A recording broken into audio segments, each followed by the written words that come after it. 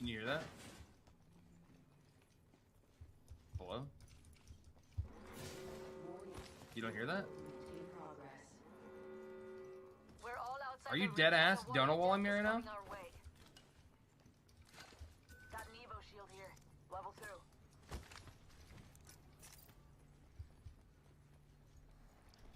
Got some extra supplies. Now I don't know if I destroyed the audio on my other PC. Dude, there's a Evo over here. Can you hear me? Are you fucking with me? Bruh. Hello?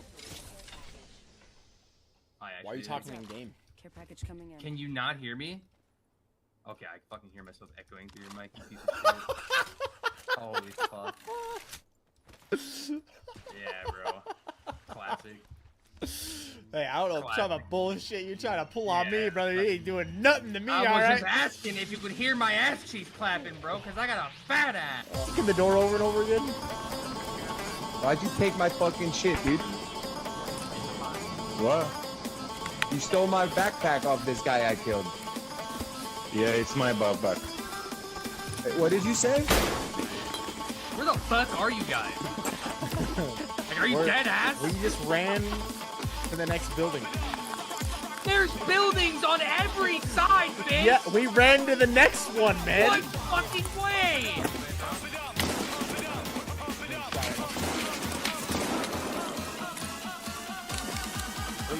Yeah, end of the hall right there, end of the hall right there. I got his ass.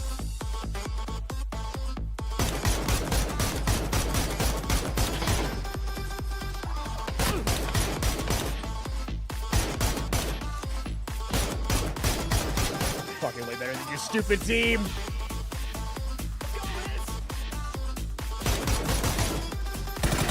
Fucking nuts!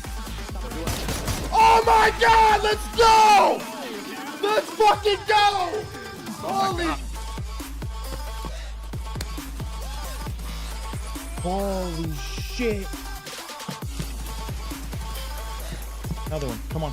Come get it! You got another one over there? Come on! Come get it, baby! Fucking Kobe did. Dude, I literally just sniped that motherfucker, jumped over his car, and then destroyed him. Oh my god. I muted my meeting at work. Let's do this. All right, dude. Start off with audio. Let's see. Holy shit! Let's fucking I'm the word of God! It's a fucking trash can. I got a fucking iron sight, man! Bro, holy shit, dude. Guy's so big, he's 2X, bro. Living in his tower. Living in his tower of magnification. There goes one, there goes one. They go down. Fucking knock the lifeline! Knock the lifeline!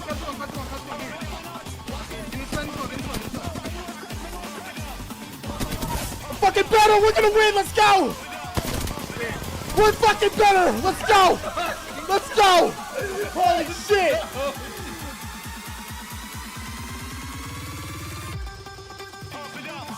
What is up, Pack? Yo, how we all doing today, baby? Yo, welcome in. Welcome in.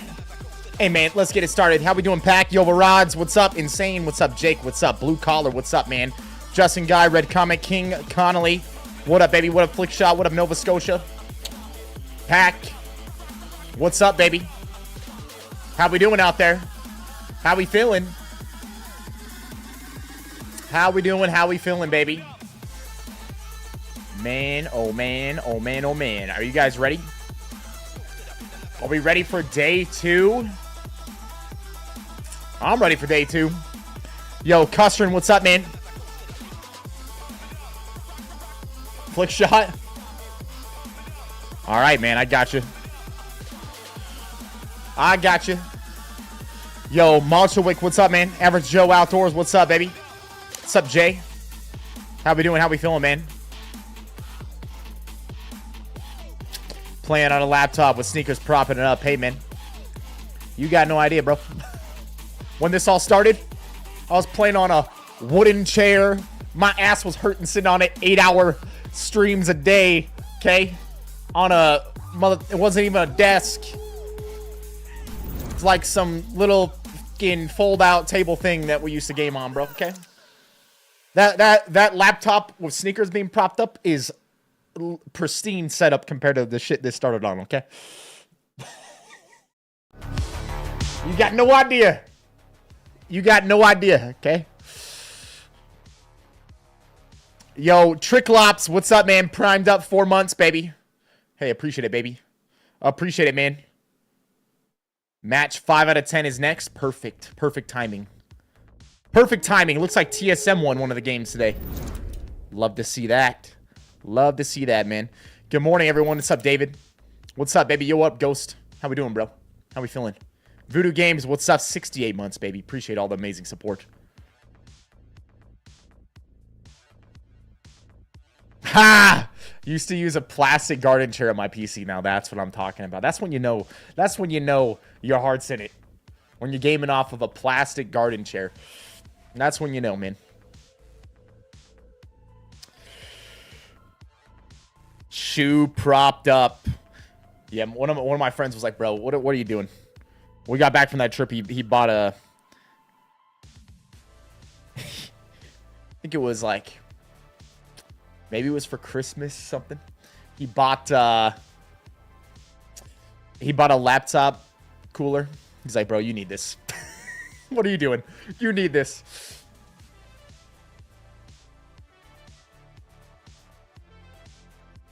Flick shot? Nah, dude. Nah. All those squats came in handy on that one, man. All those squats came in handy on that one, bro. All right, ladies and gentlemen. Here we are. Wobble, I actually didn't end up checking it. Right now, and no, I'm not talking about the Olympics. I'm talking about the Frenchman. K. Swinney gets the win alongside Fuda and Slayers to grab a huge bag of points. They're through 4 games. They got 6 left. TSM one of the games today. That lobby, at least $12,000 coming your way. That is wow. a big, okay. Big qualification prize, all the way up to $600,000 if you win. But let's not go too far ahead of ourselves. Jayhawk, Zephyrcast, Glitter Explosion, Reina here back on the desk. Let's start getting into the match results here because we saw a big one from in Game 3, Mizuchi. They got on the board. Let's see how things are going. It brought them here into a position to where another almost TS in that game 2 points. Way, Jayhawk, who else is in this? SSG. Love that. I'll be rooting for SSG in this too. Navi, Fnatic, but those will be our top 3 NRG, overall, including Ty in match number 4. Absolutely. In that match 3 game, we thought it was going to be Skyhook. It actually pulls out Mizuchi playing on the edge for 3rd ring information. It benefits them the most. They come in. Slygaro, what's up, man? Up the lobby. It was a great game. And then in game 4, what's up, baby? Overlook 1, we were thinking maybe Fnatic was going to take it. Unfortunately, they ran into Exo Clan, who could not be stopped in that end game. They went crazy. Just an insane stat read there from Mizuchi coming off of that last match result. The placement in the KP does not reflect how much pressure this roster was putting out. Remnants of that not as much. When I first started taking bait alanine way back, I would. Watching and you're from Timmy's YouTube, not as much now. Pretty bad. You'd skip that gameplay because it's usually 20 kills, 10,000 damage or something like that. 6 kills, 4K. It's a little harder in Pro League. We'll figure that one out, of course. But of course, when you head into the series, it's Alliance on top. TSM currently in 6th, 25 points. Alliance doing really well, 56 points, man. Will they stay there? Still got a lot to prove, and this is a big one because as you can see, Mizuchi, Exoclan, Northeption, and Blacklist International rounding out our top 5 with TSM. SSG, Navi close behind. That's right. Remember you were voting for that map? Well, guess what? We have revealed that the map will be Olympus. That's right. You have chosen for Olympus in Game 5. The fan is here. We're gonna see some Olympus? I know you wanted this. Bro, one. what? Finally get to see it. The fans get a vote for a map in the the 5th game? That's sick, dude. I like this, dude. I like seeing this, man. Take a look at Olympus, and there's quite a few things here that I'm excited to look at specifically. Hi there, all. Almost time for me to drive to DC for Otakon. I'll miss you all, and EWC as well. Otakon. What is Otakon, Al? You picked Olympus? I love it, dude. Did they have you vote right here? Is that what this was? Did they have you vote on this? entire area. That's There's a Trident crazy. They want information. So It's an they know anime where con. they're Hey, going. man, So have fun, tapping brother. after that, I mean, this is a Have huge fun, win, brother. or could be a huge win for Alliance. Yeah, the thing about Olympus, obviously combining tridents now, it's no longer the zip lines that we see or the zip rails that we see on Broken Moonbin. That helps with mobility, but also it is a map that funnels fights a little bit 5th, 6th differently. map poll Getting is caught up on in the that terminal EWC rotation, Apex channel. especially if you are a team, you know, heading in the bottom like TSM from Bonsai, could be trouble trying to get through that through Turbine. A lot of contested areas. Where's it at, dude? Are you excited about this? It's map? a lie. You are excited for their position. It's a lie. It's not real. So I would love to direct this I guess up it's not towards up the yet. top Northeastern here, Yeah. especially with Rift in That's the right. powerhouse for SSG. Once again, a roster that we have been looking to find their footing coming in today. Very close, finished 7th in our last Who's matchup here. currently on Now SSG? in the position of one of our best rotating and one of our stronger POIs here on Olympus. Access to that portal, balloon out there over an energy depot where you see North Eption, and of course a plethora of loot for them to hopefully finally put themselves in the driver's seat. Look at that right side as well. I mean, let's bring it back. Fnatic, you know, that Overlook game, we thought they might have finished a little bit better. We did call it coming out of that halftime where Game 3 ended that way. They didn't get the win, but overall, Clinic, Gardens, a spot you'll find. I love the land towers as well when I end up playing on Olympus. But Jayhawk, what do you see standing out here? ExoClan are winners of last game. They're landing all the way up northwest on Carrier near Virtus Pro. Absolutely, and up at the north, you can see there's a lot of teams that are kind of clustered because Yeah, it's those very POIs true. are really close together, and Yes. so I'm interested to see how the rotates work there with NRG, with How, with North Eption. Yeah, if because you're all of those NRG teams, all the they way on move quickly and they docks, start rotating. There's a lot of you are bumping like, into each other that yeah, could happen, you're and we could just maybe see early fights. but sandwiched in by I these think other teams are aware of squads. it. They've You're obviously probably been playing scrimming late to on it, zone so unless maybe it's they're on your gonna side. adjust, and we'll see what EXO can do from Carrier. Really interesting just to see this map. Again, played at a high level, competitive level, Ben. There's so many different nuances there. Estates, when I see that and I look at Mizuchi, obviously they play well, but when you think of Estates... Red Comet, I don't know. I think he might have got picked up by another team because SSG ended up dropping their team along with a lot of other esport orgs at one time because, like, EA just wasn't like really helping support them.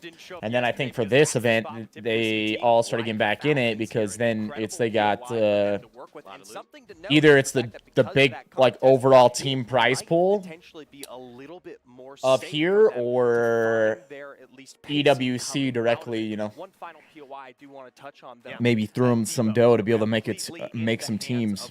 Here. Yeah. Maybe not as explosive as some of these other POIs, but can be just as good, especially because it avoids a lot of the pressure that we do see through the Terminal, Hammond, and Turbine area here, and is arguably stronger with some of that access to the beacons. I love Riddle Order as well, team we haven't highlighted too much. Yukio, one of our most famous and most watched APAC North streamers in the Apex Legends scene, continues to have a chance to impress at high level, qualifying for most of the lands. They're contesting at Elysium. No difference at EWC. Competition continues to I mean, rage. that's not The stakes contested, getting right? higher, There's just and going to be a this team time, that lands it's top and your another map. team that That's lands right. below, Olympus dude. That's not is where we will contested. see who will become the king. The hell are you talking about? So will That's it not what's end going to up happen. being another one where Mizuchi can finally take a win. It would be 2 on the day. Will ExoClan continue the rise after not even qualifying for this over Passion UA and getting that spot because they couldn't be here? So many stories. Let's find out. Go to our casters, see what happens as we send it to Olympus.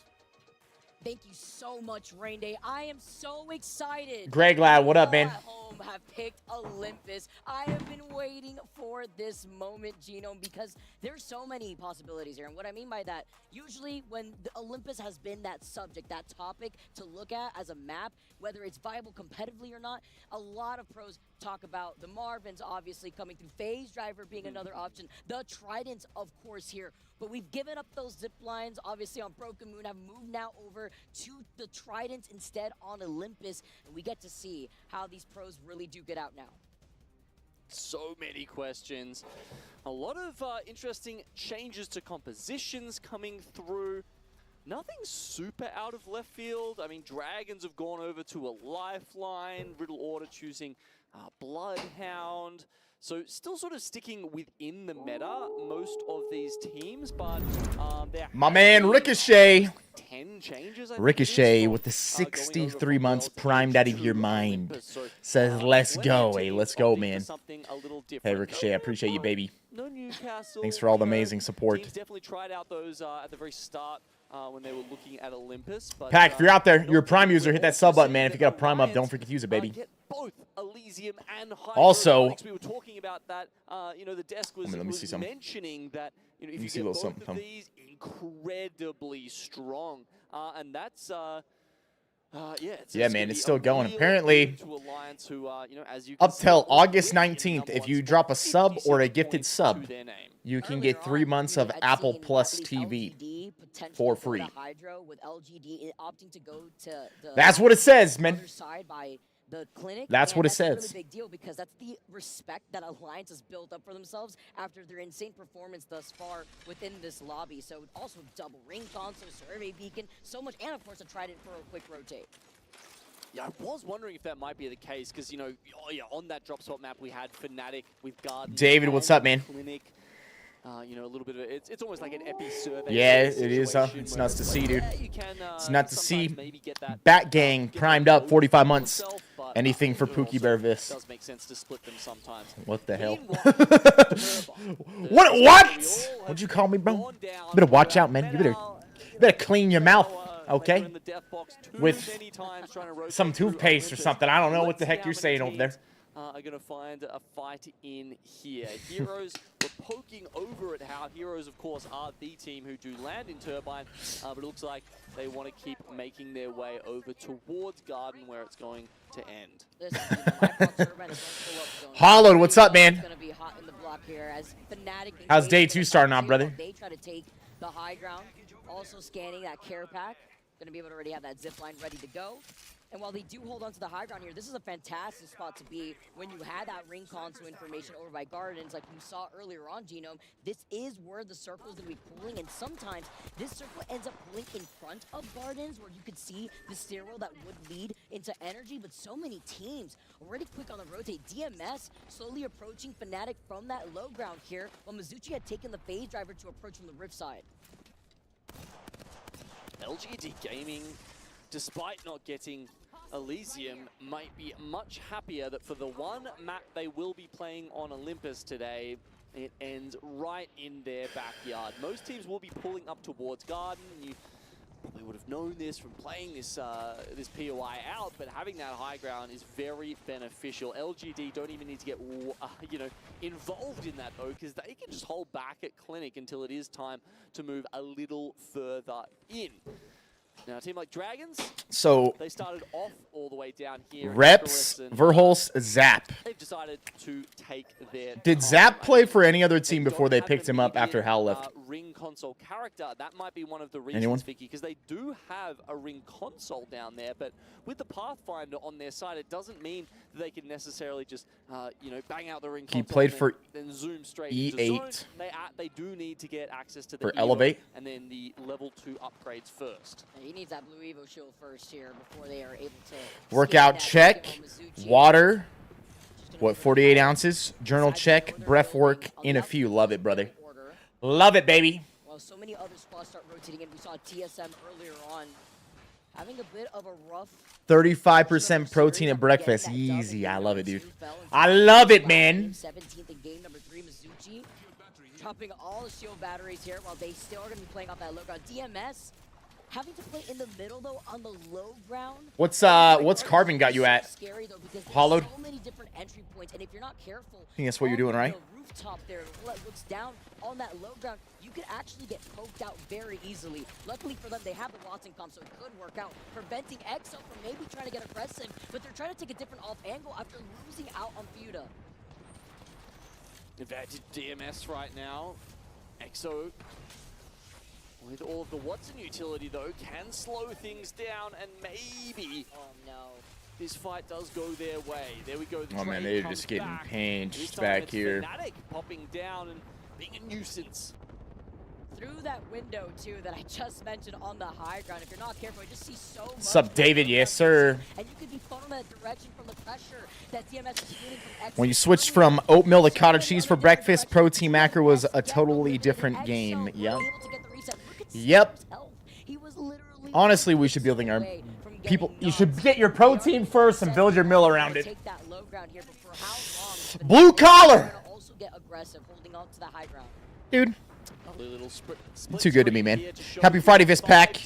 For my boys, Colton and Jace, day 2 of 67 Transcend. Let's get it. I love it, bro.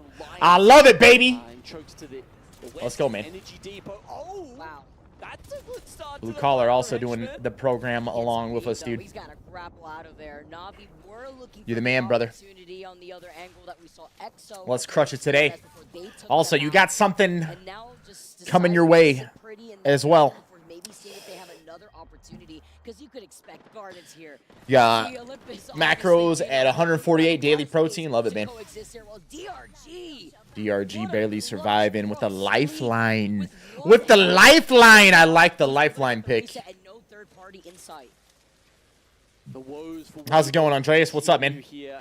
A team TSM's like came out 6th number currently. They've won 1 one game so far today. in APAC South in split 1.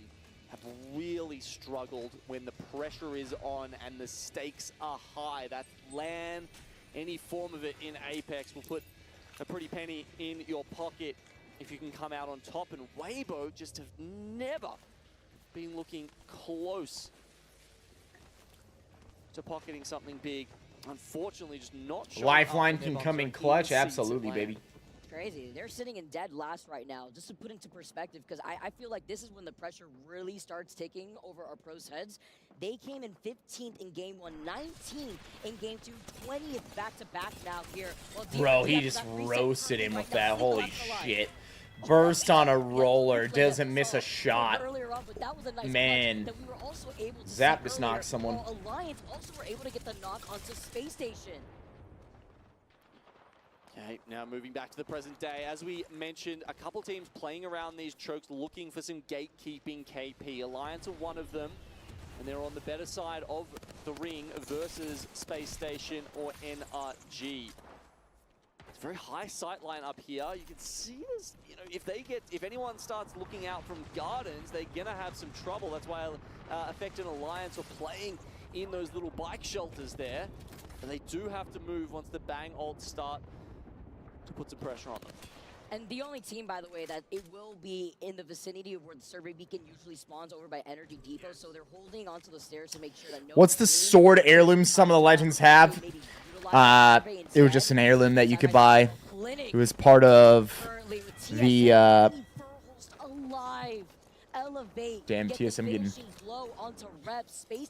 taken out here. Verholz is off in the zone, medding. Maybe he can get him back. Maybe.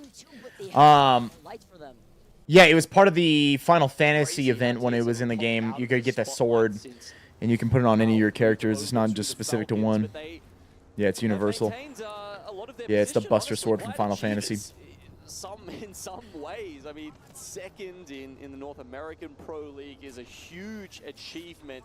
We are definitely expecting them to make the top 9 today and make it through to Sunday. Now, LGD, you know, we said they didn't have to do a lot. They could just sit over here at Clinic, but unfortunately, too many other teams had the same idea. And with You've been seeing people play this game Dungeonborn. It's kind of like Dark and Darker, so maybe you and Crafty would like it. Man, Reps comes back in, gets taken out. It's not gonna be. That's gonna be very few points for the boys. And Elevate just not only up, but it just comes to show you here. Look at Lou's face. Chad, have you guys seen that game at all? What do you think of it? Just feeling that pressure. Dark and Darker out of 10. Or excuse me, not Dark and Darker. Not Dark and Darker. Dungeonborn.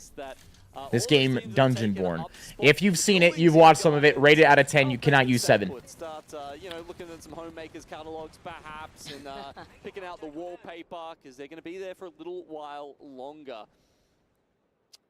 That means, of course, the teams up towards the top here, NRG and Alliance, who've just been poking at each other. Finally, NRG do get up this ramp. Looks fun. Morning packs up, Kimbo. You've been watching it. What's rate it out of 10? You cannot use 7. For the Gardens buildings. After seeing that replay from Dragons Esports sleep with that clutch, they've taken their time to rotate from the south side too of that zone, slowly approaching Clinic, while we look on the other side, closer to NRG, like you mentioned, Gino. Mizuchi are playing off this low ground. How to approach, seeing where that zone is pulling. Riddle Order on the other side of Mizuchi, so it's not like they can wrap around in the direction of where the no-name beacon usually is, north of Clinic. Difficult situation to be in. DRG, see the charge rifle beaming right through the smoke here too. Are opting to end up taking a bit of ring damage, the zip line, so that way they can counter-rotate behind Elevate. Oh, it's a risky play. Will it pay off?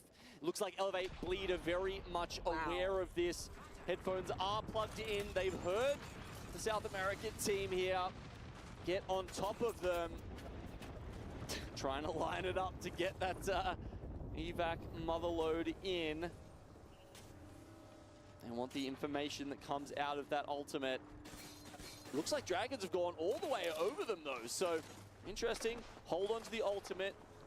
Perhaps a good thing that they didn't pop that too early. They're now going to come up on Fnatic, who were actually split holding a little bit, but it looks like, I think that might have been the Pathfinder player using the grapple to get back to his teammates and to safety. For Dragons versus Riddle Order, who now Oh my god, the lifeline picks, dude. Yo, this is coming in clutch for these guys, man. He just fucking res both his boys right there in that fight. Man, dude, I love it, dude. I love seeing this lifeline pick. But instead, they're opting to also prioritize their rotate, because in this hilltop, Pull is up for the next map. Broken Moon or King's Canyon. Oh, we want to see Canyon. Yeah, totally, bro. Nah, these boys ain't playing Broken Moon, not the Snooze Moon. Everyone go vote Canyon. Everyone vote the Canyon.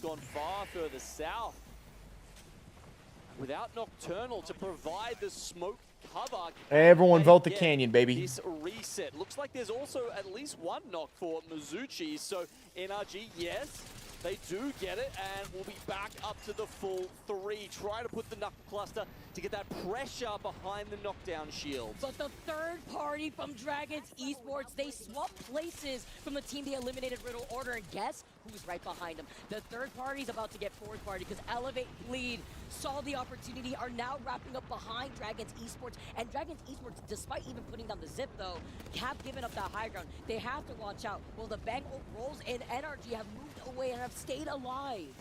Elevate might not be playing the Bloodhound, but they are following that trail. The Dragons Esports See a lot of ratings all over the place, anywhere from 0 all the way up to 9. Some of these kills in, Have I ever been to Toronto? I've never been to Toronto, man. There were less teams around that northern area, so that when they do eventually have to come back towards Garden, they have a little bit more space to themselves. Ammo expended just to make sure that they can't get on that evac tower. That is a threat, absolutely. If they fly over the top of Elevate, all of a sudden, maybe the spot they're looking to take. You don't see it? Is it still on there? Yanked right from out under I don't their know. noses. See if they can even get out of the circle. They're Yeah, gonna be it's still there. taking a lot of damage too. After taking already a lot of damage from the initial fight, so you can expect them to get knocked. You can already see it in your feeds. Reptar with the double knock. One member left from Dragons. Elevate calling out Lou for shooting down that evac tower, preventing them from a safe rotate here. This is where the chaos that we can expect to really go down, because in that next circle, once these pros see that, it's going to be pulling right on top of Navi and EXO. Fairly close to Why do I not do tournaments like this? Because I stepped down from pro play and had no desire to ever go back. NRG, can they use that little bit of In order to play in a tournament like this, I mean, you gotta take esports just like any professional athlete takes any sport. You're representing an organization. You're representing all the fans. You're practicing the same way a professional in a sports practicing, right? You're watching film. You're doing strategy. If you're taking it serious, if you want to be one of the best teams out there, you're boot camping. You don't have a life outside of the game, man. Like, your life is the game. And I did that for 2 years, and I decided I don't want to do this anymore. Wasn't what my passion was at. I'd rather be a streamer and content creator, and you can compete in different online tournaments if you ever want to. There's a bunch of them out there all at different times and different opportunities you got. I just didn't really care to compete professionally anymore. Beginning, right? See the evac tower called in right in front of NRG. Playing off this low ground here, Blacklist. It's not a dumb question. It's a good question. sliding down. Alliance were a duo earlier before that engagement too. With 9 squads left, Blacklist do eventually have to move. This leaves Alliance as a You have to really and Fnatic love doing this for it to be worth it following up with Yuka in the and majority of that esport games. prevented the team from coming up on the other side. Elevate are still alive for now. Well, Chaku still fighting Both for his from life on the inside. The Jet, though? an enjoyment and financial front. To manage to stay up against that Arc Star, but it's fine. They've got the fences in place to try and get the revive here. Exo Clan, they've already taken out one. Larique, yeah, that's what they're doing. In this series, but they've got Fnatic on their backs. This team is sat here. That is, of course, the team who landed in Gardens. They've done a great job of controlling the high ground. After having the passive to heal within his own smokes here too. Just gonna be able to regenerate. I was worried a little bit for Blacklist there, because if that gen had come out just slightly earlier, they wouldn't have felt the pressure from that Arc Star. While Alliance stay alive as a solo Navi versus NRG inside this building over to the north. Fanatics. Frog, what's up, baby? High ground and Elevate also. Yeah, and that's not to say I look back now, I really appreciate the opportunity that I got to compete when I did for TSM, and I don't regret it one bit. All the time that I did, I literally competed all the way up to the point where I was like, you know what? I'm good. I don't want to really do this anymore. And then I left. And I still think back about that. Great memories, great time competing and playing against the other teams, playing with the boys. And, you know, I felt like for our time, we did pretty damn good. Especially considering the fact that we just threw together a fucking team of streamers. And we were all trying to maintain and grow streams at the exact same time that we're trying to compete professionally. And it was in a different time frame. It wasn't as established. We're like, oh yeah, we're gonna stream everything we do. Like it wasn't. It was different era too. And we all did that. Literally, all of us like grew our streams as we were freaking competing. And I look at it now, really fucking like helped when it came to the early stages of PUBG, you know. But then there was a time frame where it's like, hey man, in order to really do this and keep doing this at the level we should, it's like we're gonna have to put in even more time, more work, more effort, and it just wasn't what I wanted to do. We were already doing a fucking lot. And someone else whose dreaming goal was to be a pro deserved that spot on the team. Right. Could have stayed. Could have just kind of like, you know what? We can still use this to advance ourselves. All that. No, dude. Someone who deserved that spot was the person that was their passion and goal and dream was to be a esports player, right? Different than being a streamer. So that was why.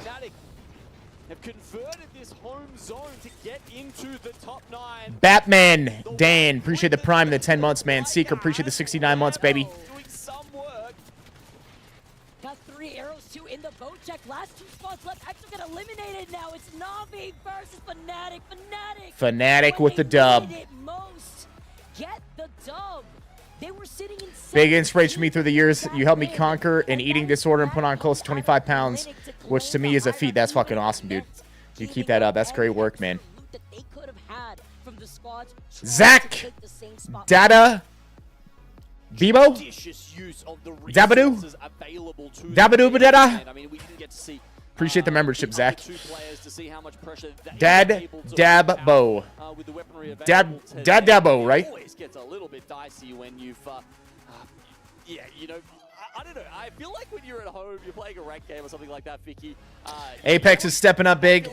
Specifically, the reason you see all this and the integration and everything, I think a lot of this is whoever the organizer is out of Saudi Arabia is doing this, man. What we saw out of Leica in that game.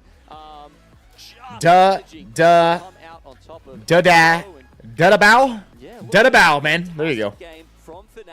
Abracadabra, bow. kills to their name. 12 kills and Yuka getting 6 of those kills. They were popping off. Yes, they were able to get all that KP, but even more importantly, without giving up their high ground.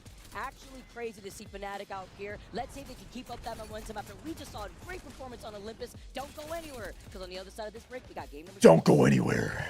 Don't you turn that dial, all right? Don't you dare. Easy cleanup for these guys. Easy cleanup, man. Yo, Pack, something I want to do. Hey, while we're in between, let's do a little shout out. Want to do a shout out for the Carbon app. Got a lot of Pack members out there using the app right now, especially during 67 Transcend. I'm using it, Austin's using it, Mike's using it. And, man, we're using it to help hit our weight goals. I've been using Carbon ever since it came out early 2019.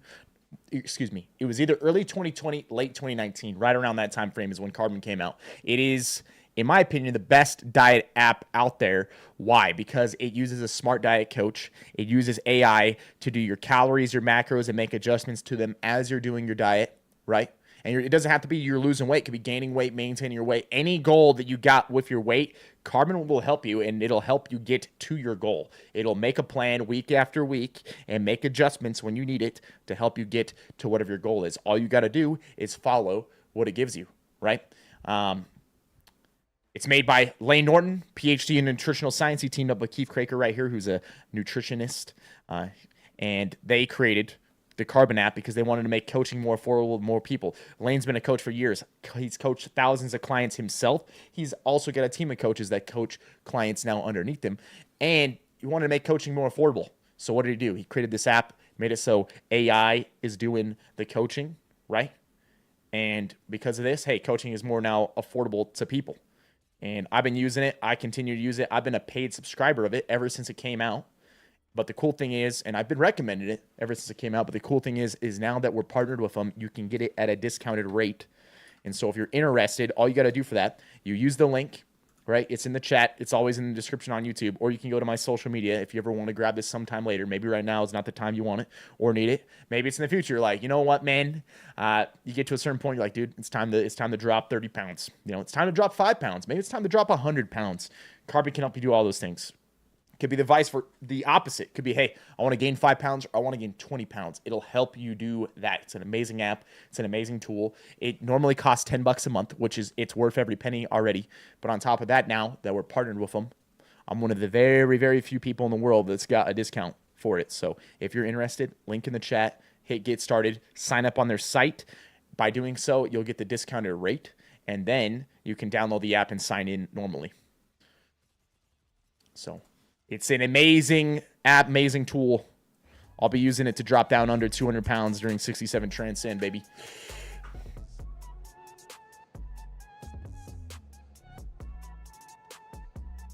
Yes, Carbon will absolutely help you gain weight. It'll help you gain weight. It'll make sure that you're gaining weight at the rate that you set. If it sees, hey, you're not gaining as fast as you want, it'll up your calories week to week. And so it takes the guesswork out. You don't have to think, am I eating enough? Am I going to eat the correct amount? You just rely on the app, and the app will get you to where you want to go. Takes that stress out of it, takes that guesswork out of it. Hey, you just follow the app. And it's got some really cool features, too. It makes it pretty easy. Well, I asked who would be the kings of the castle. It seems like the kings of APAC North are back in good form. Fnatic take this game, number 5. And lead us into our halftime with a beautiful win. Rain Day here and Glitter Explosion next to me. This face you may not have seen unless you've been paying close attention to the data of Falcons. Why is that? Because he's the analyst of privacy. We got so much Falcons analysts up in here, huh? Have you. This is not the first time we've talked. Oh, his mic's not working. One of the things about it, though, is that your voice is a little sore that last time we did it. You're feeling much better now. But I could see now. Get this man's mic on. Sore, Lauren, because he's always talking about stats. Literally. Flick shot? No, I keep it the same, man. I've got it dialed in with the doc. Keep it the same. Because obviously inside the Apex Legends scene, there's so many Viss. members of the community. Thanks, Viss, for the amazing streams, inspiration, firm handshake. Say, what's up, man? Appreciate the 3 months, baby. Let's start with it right now. What was your takeaway? Let's watch some highlights. Fnatic win that game. Fnatic, a great team. That's where they landed. So Olympus, a map for them. Any surprises there from you? What was your takeaway seeing how Fnatic managed that? Fnatic on Olympus, one of the best teams on from the scrims stats that we played in international scrims. They averaged around. They do have his mic on now. This zone was actually the best for them because they land in garden and in clinic. They have the loot for that. They have the advantage of the high building, the top building on the high, and that's actually the winning spot most of the times. They played the game perfectly as always. Sizzle. 3 months, my man. He says, thanks, Viss, for the amazing streams and inspiration firm handshakes. Hey, man, appreciate all the amazing support. When they tried to clean leads. But it didn't happen. They went back, they got the spots, and they won the game. They forgot to turn the volume up on his mic. Yeah, now they boosted it even more. For you. I just want to double down on this one. How do you know that this is the winning spot? I mean, what goes into it for you? How do you find that out in your job? You want to flex? That's just watching enough? Is that just... That's more than that. You need to have a little bit of experience of zones, how they we're doing where they are. We're doing all right. You know, know a little bit doing okay here. What are the winning spots for certain zones? Because we saw a lot of games happening on that ones, even from. You want to see what the AA nerf does? Assuming they do it, might tickle your interest in the game again. But you can see where yeah, hopefully, you know, huh? Hopefully it's good. Where you can't really get Sizzle, easily, where you can get the gifted a membership as well. Monk, getting hooked up with a membership, baby. Sizzle, you the man, brother. When you play it, when you have it, then you will win the game. I like it, the power spot. Well, we got to start using that one. Yeah, right. I think the element, too, that I'm interested in, and as we take a look here, you just saw the match results. Our top performers, Yuka F, Hinchman, Like You, and Sleep, is how does a team... Love Carbon. It's life-changing, I'm telling you. It's a great one. It's a great one. Measurable statistic. I feel like the winning spot is a feeling thing at times, and also it's an execution thing at times as well. Lauren, we've seen Fnatic play Overlook. They have the same zone. Yo, Dale, have a good one, baby. They didn't win. So how do you measure that? Sometimes it's not in the data. I mean, that's what the little aspect of RNG that we love about the game, right? And they can set themselves up for success as best as they can. What I liked about what they did differently this time around is they knew they had a good spot, but they were also aggressive. They got 12 kills this time around, which was a little bit different than what we saw out of them in their Overlook spot. So now they're starting to bump themselves up here in these rankings. Those kills alone are massive impact. Huge, huge. He mentioned flick shot, yeah. 9 well, points. Everybody's playing on the same thing on the console, right? As well, but as you take a look at the overall, yeah, TSM dropped to 9th. It's Alliance, Exo Clan, who have jumped Alliance, up to Exo, 2nd place. Fnatic, Remember, Navi. I keep saying the story in case you're forgetting it. We're not qualified for this. Passion UA was unable to get here. Exoplan took their spot, and obviously now they are in 2nd place after 5. That is a great sign. Making just Sunday guarantees you at least $12,000 and a maximum of $600,000 if you come into 1st place. Join here again, Glitter Explosion, Privacy. You too, Dale. Privacy, that point thing, we have actually talked about that a bit. 6-5 points, that's the thing we look at on what's the schedule for the final? 5-6 points. Is that the number? See this? Remember when it was so hard to see the schedule, and when it started, when it was just EA? To know you're doing well. So everybody remember this? Hold on. Remember how every single tournament we're like, when does it start? Where is it? You do a search for it, you can't find it. They don't have it on their site. It's like buried underneath 20 billion text. You have to go to some other place to figure out where the hell it fucking starts. Now, look at this. You just click. It's just right in front of your face. Wow, we're watching this right now. Okay, what else is going on? 8-3, that's tomorrow at 9:15. They even got it on your local time. They even converted to your local time. It's the last chance qualifier. What do you know? Wait, the finals, 9:15 a.m. The finals, right here. Here it is. It's this time, this day. What do you know? They could have just done this the whole time, you know? It's not like they're a multi-billion-dollar company like Electronic Arts or anything. You know, it's not like they could have just done this. I hit a certain point. I said, calculus, I'm not going to need Great, more Scott. than that. I'm good. I'm good. This ain't going to be my thing. Privacy must have kept it going. This is his part-time job, by the way. He works, I believe, I don't know if it's data analyst, as full-time. No, I'm product manager in robotics. Toma, what's up, man?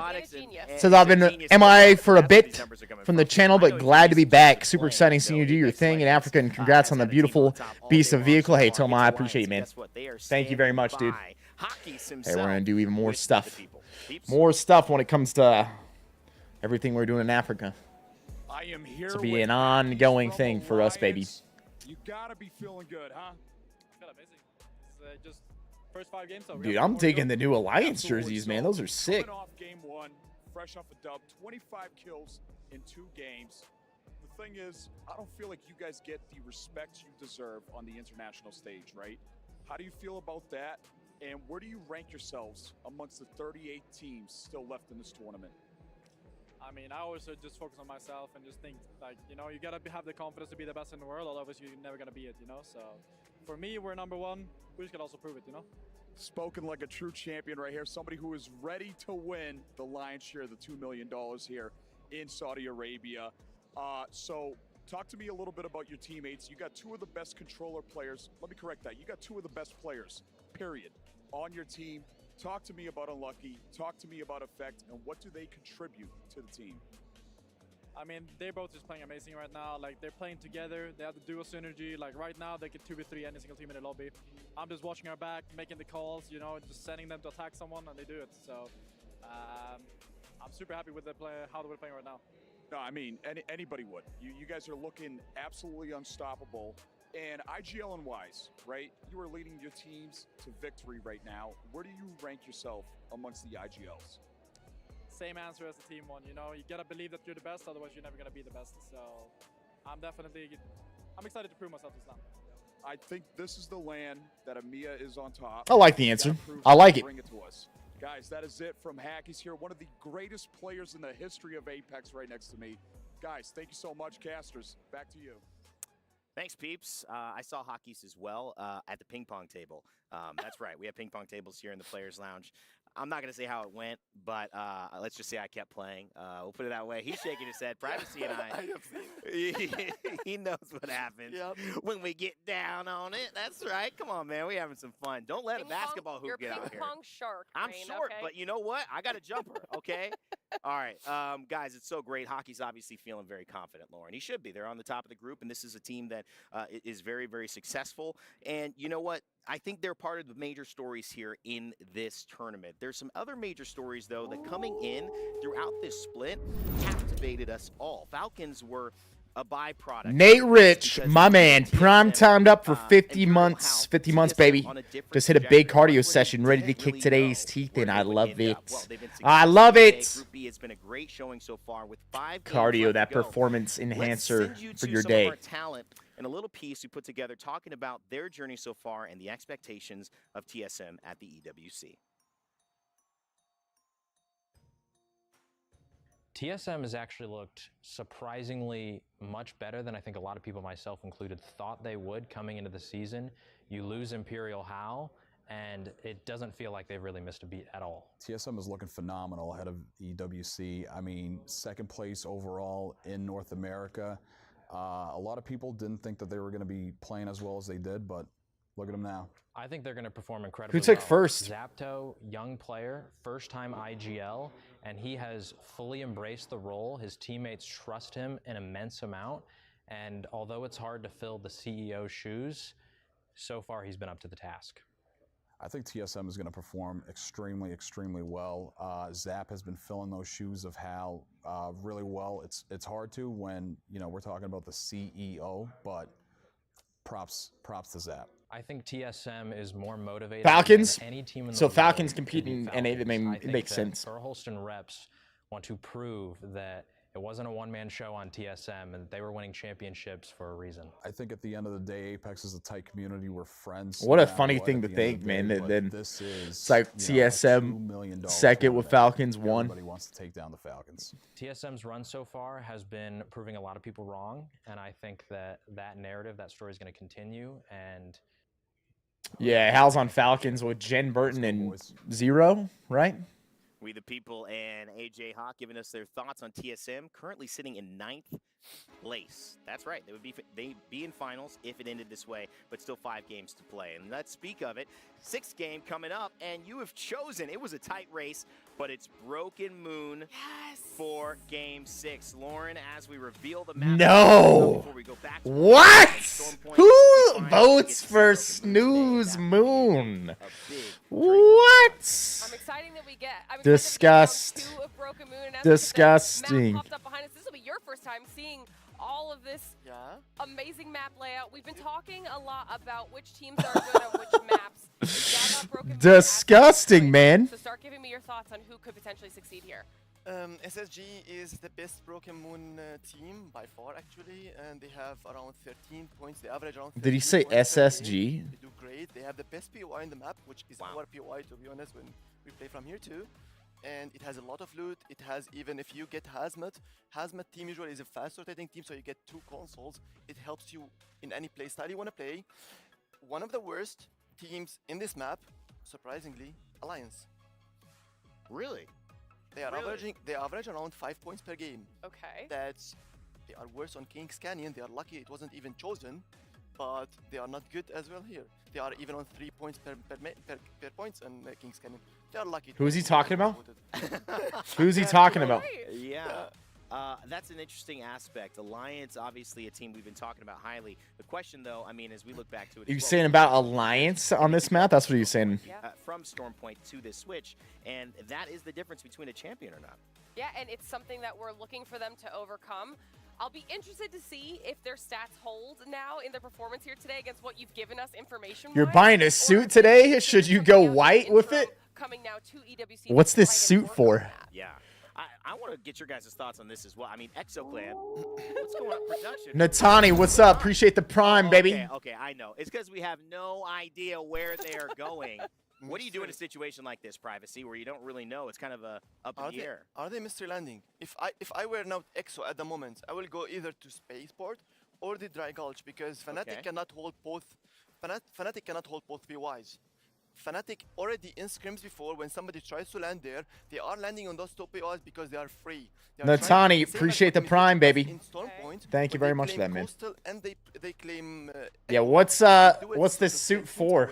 What's the event? The team that goes in Coastal, even if there is a team goes in Coastal, they don't need to contest them, but that team will be guaranteed fast rotating, so they have the whole site for them, and they have the consoles and so on. I think Fnatic would do the same, and that's why EXO would be landing on one of those two, depending what's free or who is split from Fnatic will be landing where. Is this a decision that's made in the dropship? Should be. Should be. Wow. Okay, I mean, I think they already saw that map and decided for Fnatic, and they will decide which one of those two they will be landing on the dropship.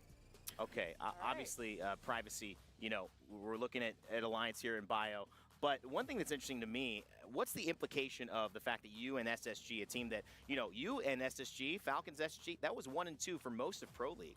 What happens now when you guys are sharing the same spot on Broken Moon, potentially in a situation, or any map, right? Whether it's Stormpoint or World's Edge. How do you handle that? What's your advice? I mean, we are not in the same group, so we will never be contesting for this. Yes. We searched for this one. We searched which POI had the most loot, which POI gives us actually the most advantage. In the interesting fact, like few weeks before, Broken Moon had only 13 consoles. Yes. That means that the zone play style would have been perfect because everything is equal to 95%. Now it's not, but we got another one. That's why we actually kept on this map. Oh, you're funny, dude. Double consoles, and loot is perfect. Consoles are multiples, and we have more than one even UAVs. You're funny, man. Holy Amazing crap. Stuff. Privacy, it's so great to have you on. We appreciate it. Lauren, I'm going to end with you here. Thoughts and predictions. We've seen 5 games. We've had 5 different winners in Fnatic and Mizuchi, TSM, Alliance. We've seen so many different things. What's your expectation here heading into Broken Moon? I don't know if it's an expectation, but I'm definitely keeping my eyes on the Bleed Elevate combo, okay? So I want to see what they can bring it here in the next game. They've been playing well. We'll see if they continue to. Let's get to our casters and get Broken Moon started. Well, here we go then. Cadillac, what's up, man? Broken Moon to close out our mystery maps for the day. Shout out to everyone who voted. Of course, it's up to you. Of course, the people at home where we play, where we end up going, and no Kings Canyon today. I've heard that Nicewig was a big influence on this one. Kings Canyon was winning until Nicewig said, actually, let's all just vote Broken Moon. There are certain members of this community. That's what happened, dude. The Wig's like, dog, send him over there. Broken Moon. Snooze him. I'm excited to see Broken Moon and some very interesting facts there coming out as well. You know, who's the best team? Space Station That's have funny. performed very well in scrims, have one of the best POIs on the map at the same time. On the flip side, Alliance have been struggling a little bit, but will they be able to do better now it's in actual competition? I was going to say on the flip side as well, did you watch those scrims? Sadly. That's all I'm going to say about it. This is the first... I would say, usable data that we'll be able to collect after these games are done. But it's always fascinating to watch, right? The unpredictable nature of a new map. And speaking of unpredictable, we talked about ExoClan, right? Where they're going to land? Well, we're finding it out right now. Yeah, Privacy said it's going to be up next to Fnatic, and he was bang on the money. Not only do ExoClan join them, but they also get a ring console to go alongside it. So they'll get that data of who's going to be, or where that circle is going to be going. Looks like we're going to be heading down to the south of the map, by the way, down towards Atmos. So I'm excited to see how, you know, Weibo are going to be dropping here. They are currently in 20th position. Flick shot. 4 points. Boy, do they need this. They do. What's the UFC card tomorrow? They certainly do need some points, and this is the best way to get it right. Sanhagen versus Nurmagomedov, huh? The zone is going to be going. Plus, they have a ring console to play with as well, so there's no reason for them not to have one of the best positions possible. We do sometimes see Marlon Vera versus Davison Figueiredo. That should be a good one too. Wow, Tony's fighting Michael Chiesa. No team wow. in the vicinity. See how that one goes. To, over, you know, quite a way away still, have to traverse quite a way even if they take the rails. You've got Riddle Order, who are quite a way away. You know, Duplessis Adesanya is the next mate. Wow. Didn't realize we were already coming up on that fight, man. August 17th, Duplessis versus Adesanya. What a storyline, dude.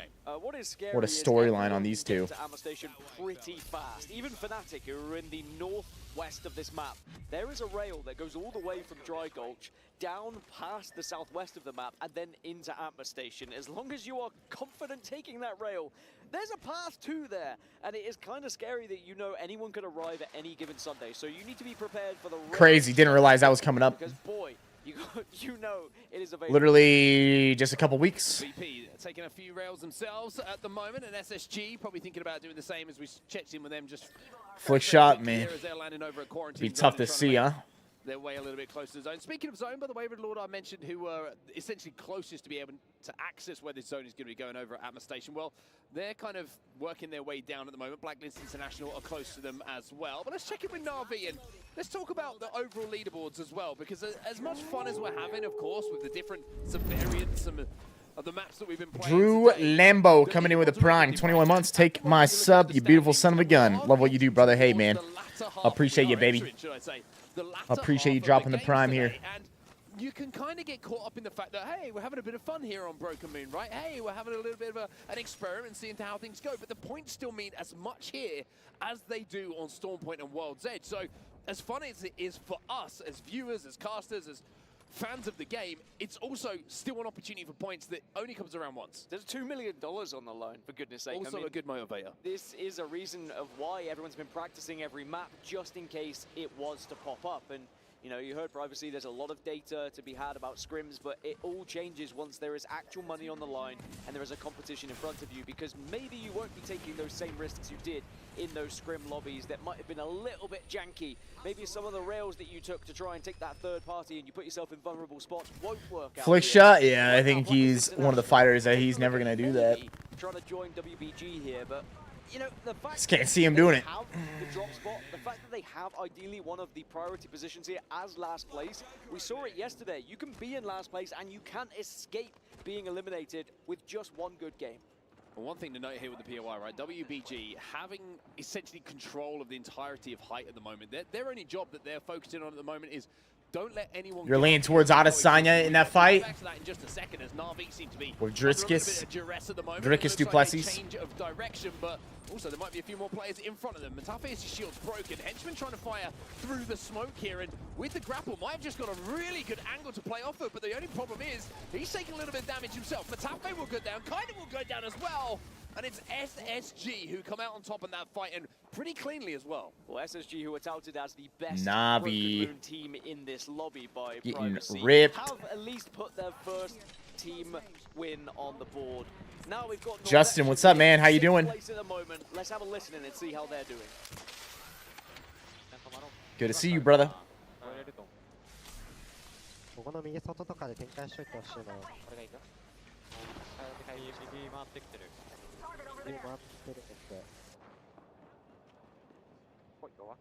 Do I reckon TSM can do it? Yeah, they could absolutely do it.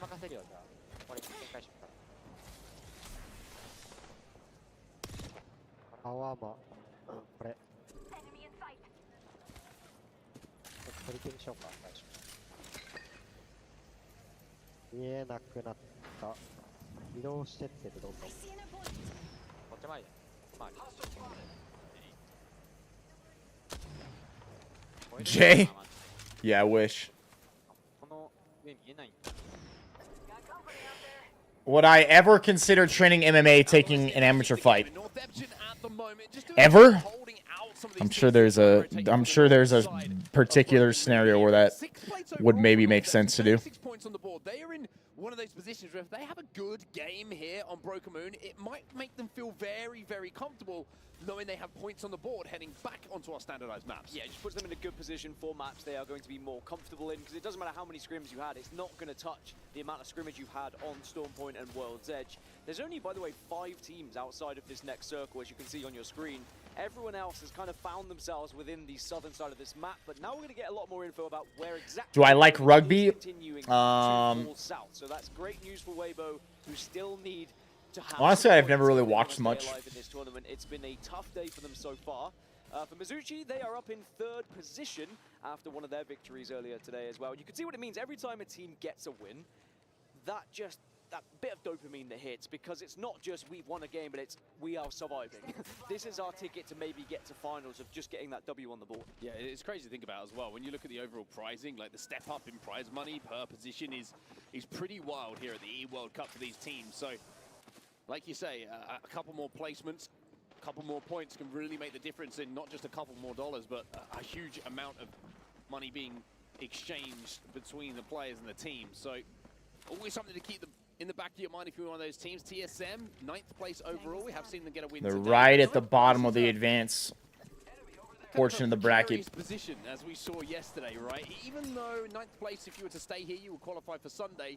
Being here at the halfway mark, it just makes you maybe question if you've had a good start, or if there's some problems you've got to sort out. Well, and we go back to the fact, you know, they have had a win, and yes, okay, it makes sure you're not going to be eliminated from the competition, but you don't also... Leo, what's up, man? ...playing in the qualifier tomorrow, because only 2 teams can get out of the qualifier tomorrow into the grand finals, and that is a difficult task in a lobby full of 18. So you want to get it done today, you want to put yourself into those finals on Sunday, and it's not just about one win, it's consistency across the board. It was again something the analysts were talking about earlier. Can you put up 6+ points game after game after game just to stay ahead of the chasing pack? Interesting. What's up, Max? Good to see you.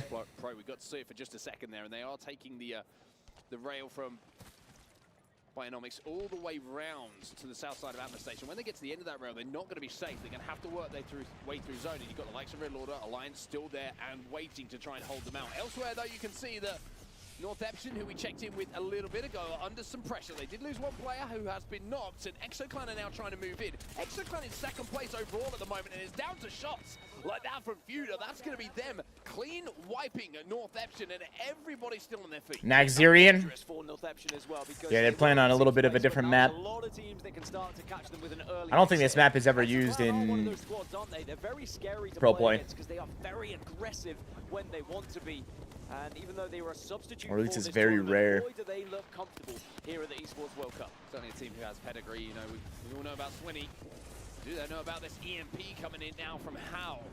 Right, has to back up here, has to pop a battery, and will just retreat to the safety of the building they've been holding now for quite some time. They've got the fences down inside as well, which makes it even more of a... Yeah, Prime, how do you use it to sub?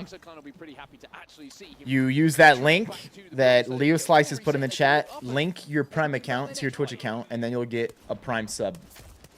There's a few teams who are going to have to think about their next play already, because actually there is a big patch of open space from the north to the south here when you want to get to this next circle, and there's a few teams all caught in that same area. This is what EXO are realizing at the moment. They're being held out by Hao, but you've also got DMS to your right, Tide to your left, and then NRG were also holding that choke point as well. So it's okay for now, but once they get that ring console data, or they find out just through the next round closing, it's going to be a struggle of how do we progress further through this position.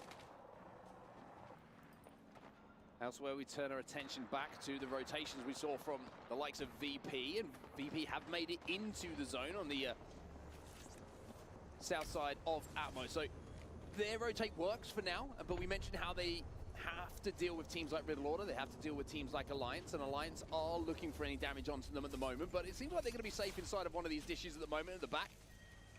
As we see the shift on the zone on your screen as well. And Alliance have read this one pretty well. It looks like it's moving back to the Amita boys. And even though Alliance were touted as being one of the worst teams in scrim data, they are playing like a different squad at the moment. I mean, Effect leading the way with 13 kills in the lobby. Unlucky only 2 behind in 3rd place on 11. So you're sending your 2 controller players who to do their job, essentially. What team am I rooting for? Win those engagements, get that done. Honestly, I mainly want to see like watching the tournaments. I think this is like one of the funnest esport tourneys to ever watch is Apex. Rooting for TSM overall. And at some point they have to decide which side they want to play, because people arriving late are going to just desperately try and take some room away from them, and it can be a shared position. EXO-Clan still trying to work their way into zone. They will be just about safe where they are at the moment. They've got a little bit of room to work between, but they've also got How on their back. They've got TIE, who's in the rail building just in front of them as well. And with the sentinel in your hands, Madagashi's got a chance here to charge it up and maybe hit one of those EXO-Clan players to force them away from the position they find themselves in. So a little bit of pressure on the shoulder to hit the shots. Even though it's only one, we know that if you're going to hit a shot, and it's not a Kraber, probably best to hit the shot with a sentinel in your hands. I think it's a mistake that How allowed EXO-Clan to get past them, but it's also a testament to how well EXO are playing at the moment. Their aggression and their damage forced How back into this building. Elsewhere, speaking of buildings, Elevate and Bleed are very close to How. They are only behind them by a short amount, and we might see them have to take the fight against How as they continue to run from the zone. A lot of teams actually starting to stack up in and around this choke. You've got EXO-Clan, you've got Tai, you've got Elevate Bleed, you've got Mizuchi, and the solo player alive from them, who's also kind of wrapping behind everything. SSG are trying to hold up DMS, but this is the build-up that we were talking about, right? Everybody here has to work their way through this choke, and if you look at the top left of your screen, as the shots start to come in, you can see... Oh, wow. Lou finds one, Lou finds two. Elevate barely making it through this. He's dead. Dead AF. For Elevate. They will go down by the looks of things to the zone, as How will also be eliminated. And it looks like Mizuchi EXO. sneak through all of that as the solo. TIE is still there as well. And EXO-Clan have some Waltzy about to die. He was literally 1 HP. No one wants to cross because you can't really hold that space. SSG pushing in. Why is there so many teams here? Now, I don't think they know there's a guy in room. Get eliminated as well, as SSG will push up on this squad. They had no clue. Player alive was taken out. SSG looking to take this fight onto DMS and finish off the final players. Zainu is down, and they've got to be careful because Fnatic are in the area as well. And Fnatic, boy, did they need that win a little bit earlier on. Wow, SSG's got super spread. Pardon. Taken out, baby. Who are trying to do what they just did to SSG. Fnatic versus EXO-Clan, they both dropped together and now they're fighting together with red armors as well. But EXO should have the jump on them, but no, it's not going to matter. Oh wait, it's DMS. DMS still had a player alive and EXO were just waiting. And now Fnatic, Oh, wow, and then they came in, but they're getting pinched. There's one of them was behind, shooting at them through the door. Hold off the push that was coming in. Like a barely any shields to play with. Yuka, barely And here's their teammate, right? TSM now, jump into third. Wait, no, it's TSM, dude.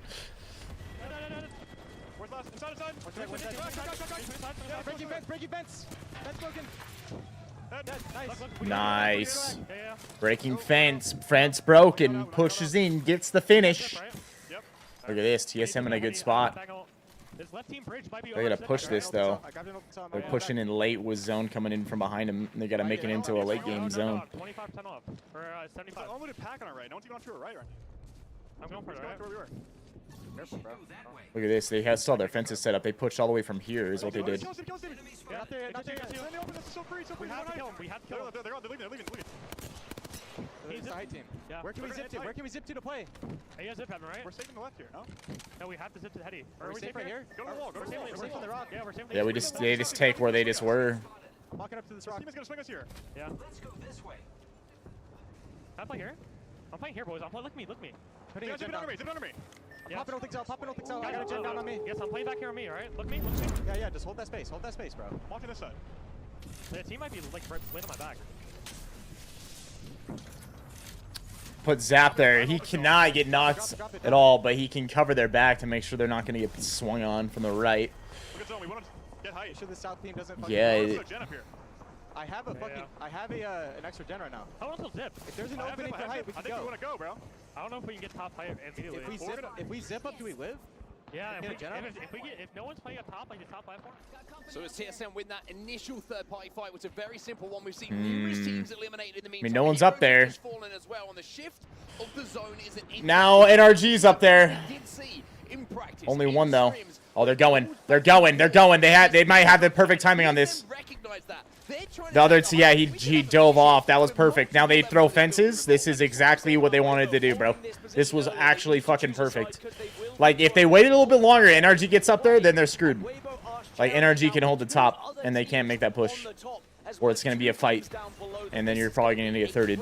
But the fact that they were able to take it before they all got up there, it was, like, perfect. And they got way more options than NRG. Now the NRG is pinched, right? They got people inside, right? Look at this. TSM's now just getting to pick these guys off, maybe. They have their back. The smoke's there. But it was huge getting the roof like this because they got way more options. Get that one step further, get to the top 5, get to the top 3, help just even win the game at this point. But there is still a big job to do. NRG, a duo. Trying to go undetected at the moment. One thing to note as well, if lots of fights break out, as TIE are going to be eliminated themselves, then the ability with those zip lines Sativa, what's up, man? and take the fight can really give you an option. It's a height. Take the fight. Speaking of which, VP versus Alliance. We've been talking about this story for quite some time in this game. How they've been kind of eyeballing each other on the south side of this zone where VP will fall thanks to Alliance. Reps now left on his own though for TSM. TSM have pushed themselves into the top 5 though, so that's good placement points, but Reps cannot. Damn, they get taken out in 5th. I don't know what happened. We didn't really get to see all the fights that were transpiring up top and why they got knocked and everything. They were in such a good spot though. Like the final team up top is probably winning the game. So if they win that final fight up top, they would have won. It's very likely. With where the zone's at, the final team is just going to sit up top and beam everybody. Unless they get like sent somehow, which is probably not going to happen. So final team up top here, which is WBG, they should win this. As I mentioned earlier, Effect currently leading the lobby with damage. If you can just let him rip and let him toy with any of the players that are going to... They're playing on Broken Moon. They've had the fans voting for the map that they play on, and they chose Broken Moon. Is the fuses in the lobby. If they manage to get that motherload down on that final zone and then drop, we could have some problems. So Alliance in a position, like you say, to pick up KP on the drop. But they have to be extremely aware of the utility available. Sativa! What's up, baby? How you doing today? How we feeling? Just got to be survived to get that opportunity. Well, interestingly, because there's the pipes, the bridge, as it were, that's above Alliance, Weibo are trying to kind of suss things out a little bit, sniff things, and see if they can maybe find anyone below them. But Alliance are playing this one very carefully. You mentioned survive, stay out of any vision, don't give anything away, don't give anyone a reason to drop on you early, and try and encourage these fights to happen elsewhere. Weibo looking for some angles right now. The scout in the hands of Bobo. Couple of things coming in just to give information where he believes the other teams are located. Blacklist International, by the way. These guys were in last place just a couple of games ago. This is huge for them because there's a little bit more on the line in this tournament. If you're last place, you don't just simply go to the last chance qualifier. It's not the bottom 10 teams. If you're the very bottom team, you're eliminated. So imagine the pressure as a team. No one wants to be that bottom team. Your entire tournament ends. You don't even get to go to last chance. Who are trying to creep up and get angles behind them. Great job from Hyaka to make sure they're not caught off guard. NRG eliminated. We're down to our top 3. Yep, WBG still up top. They don't need a drop. They're not going to drop. They're literally not going to drop. They're going to let these last 2 teams fight each other in third party. This should be a gimme. This should be a gimme. This should not be a difficult... Oh, Alliance maybe sends them. No. See, like, they're not going to let it happen. This should be a gimme. They're just going to let them fight. Here it goes. One left in Alliance. He's trying to, like, make the other team drop before he fights and kills them. They're just chilling. Here they come.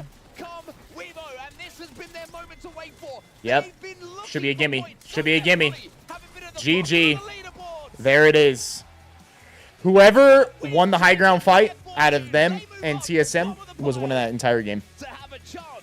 That's the part where, I mean, maybe it's pretty obvious to a lot of you guys out here and whatnot, but not everybody. That's the, like, literally those things where you're strategically thinking ahead enough, where the high ground matters, or certain positions matter, where it's like, hey man, if we just win this one fight, it doesn't even matter that there's another 6 teams in the game. Like, this is a dub.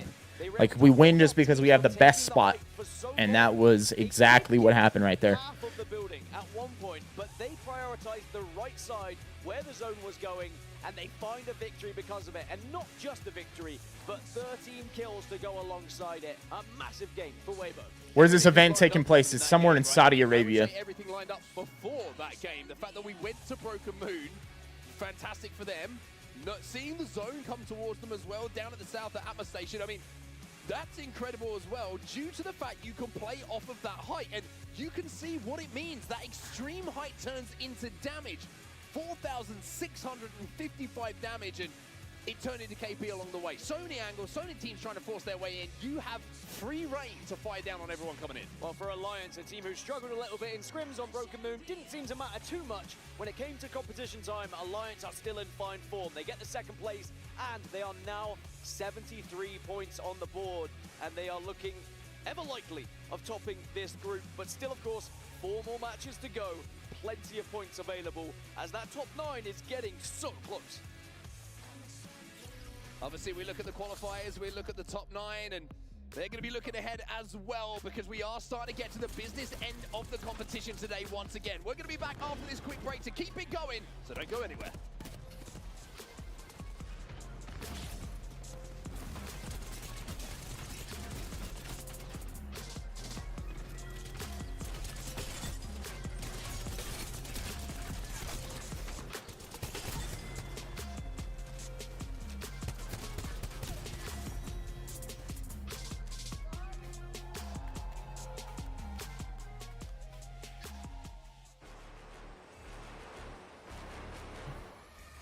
Rick, what's up, man?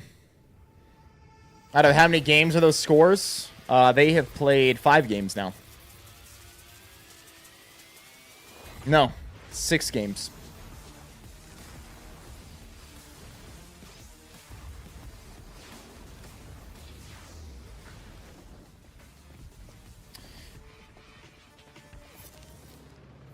Let me see something here. Yo, Pack, also, hey, today is day 2 of doing 67 Transcend. It's a program me and my friend Austin and our friend Mike as well, who's also a Pack member. He helped us with a good portion of it. 67 Transcend here. Right. What is this? This is a program where you could call it a challenge. You can think of it as a challenge, but it's meant more than just a challenge. It's not something to do just one time. This is something you can go to at any point in life where you're like, hey, you know what? I need to really get back on track, right? What is it? It's 67 days of doing daily tasks, right? Every day for 67 days.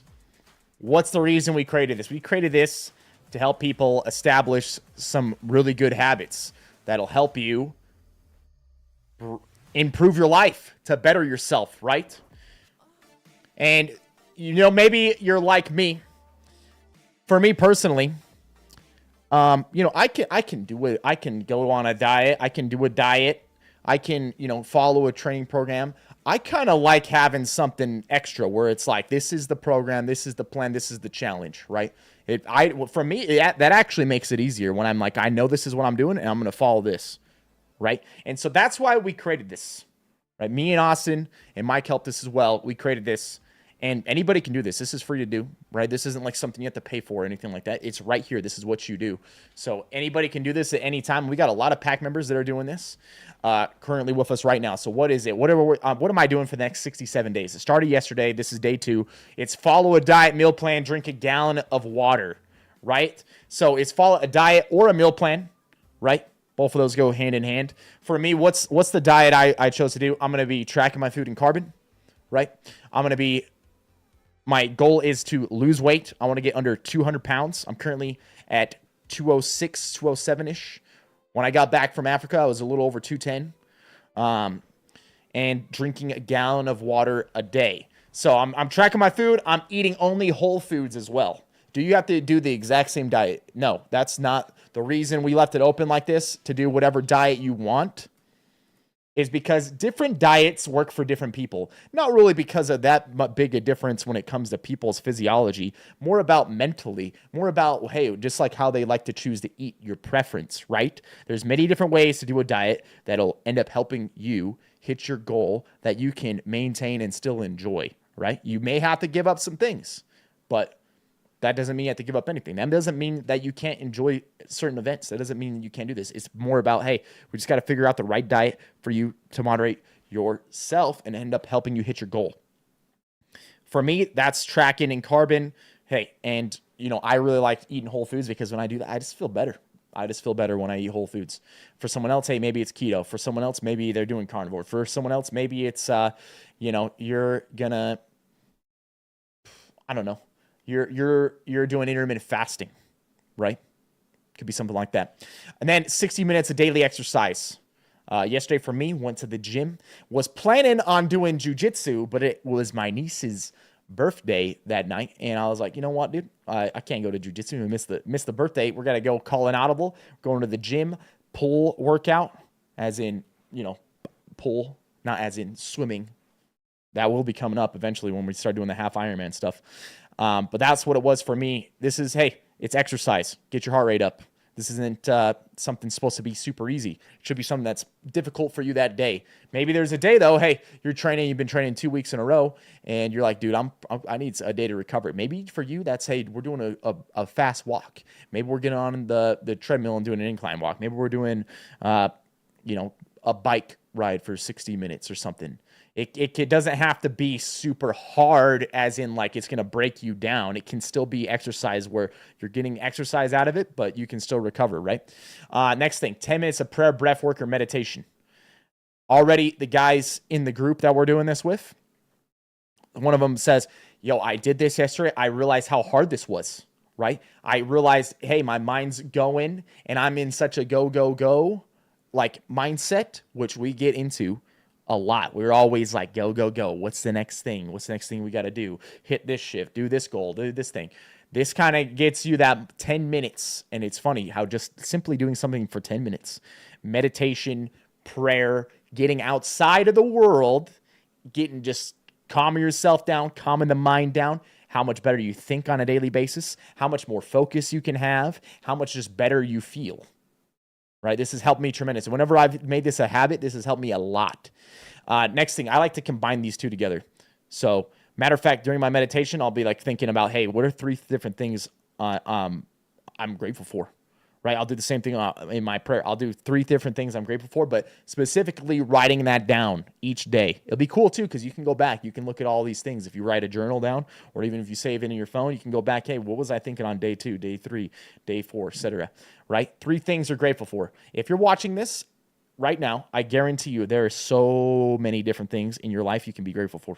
So many different things. We don't realize all the things we can be grateful for, but it's a great mindset to have, to be thinking about those things. What are 3 things? Could be simple. Could be something super small. Could be something really big. Take a progress pic. Log your body weight daily.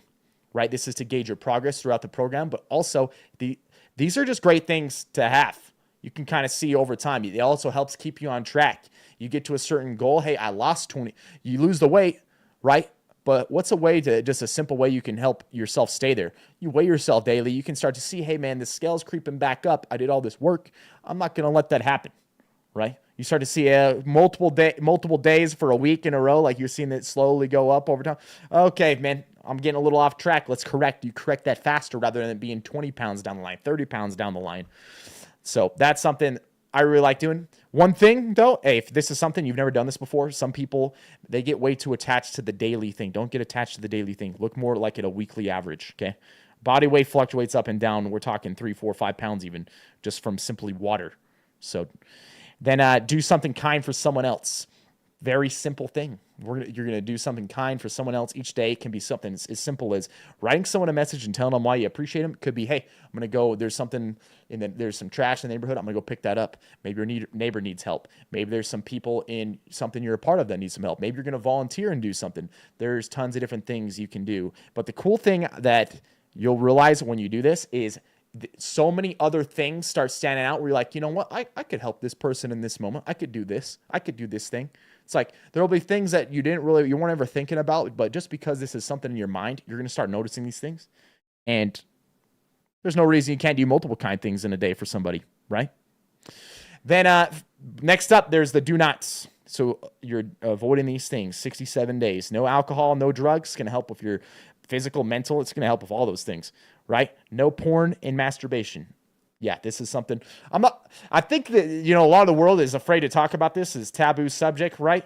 But this is something that's a way bigger problem than what most people talk about, realize, and whatnot. There's so many different things where this affects your mind, your dopamine systems, your mentality, tons of different things, especially for guys, especially for younger guys. It didn't used to be a problem in history where there was just at any point, if you have a damn internet connection, someone could just be like, boom, boom, boom, and this is here on your phone, right? Or at any moment. And I don't think people realize how much this affects them. Truly, I really don't.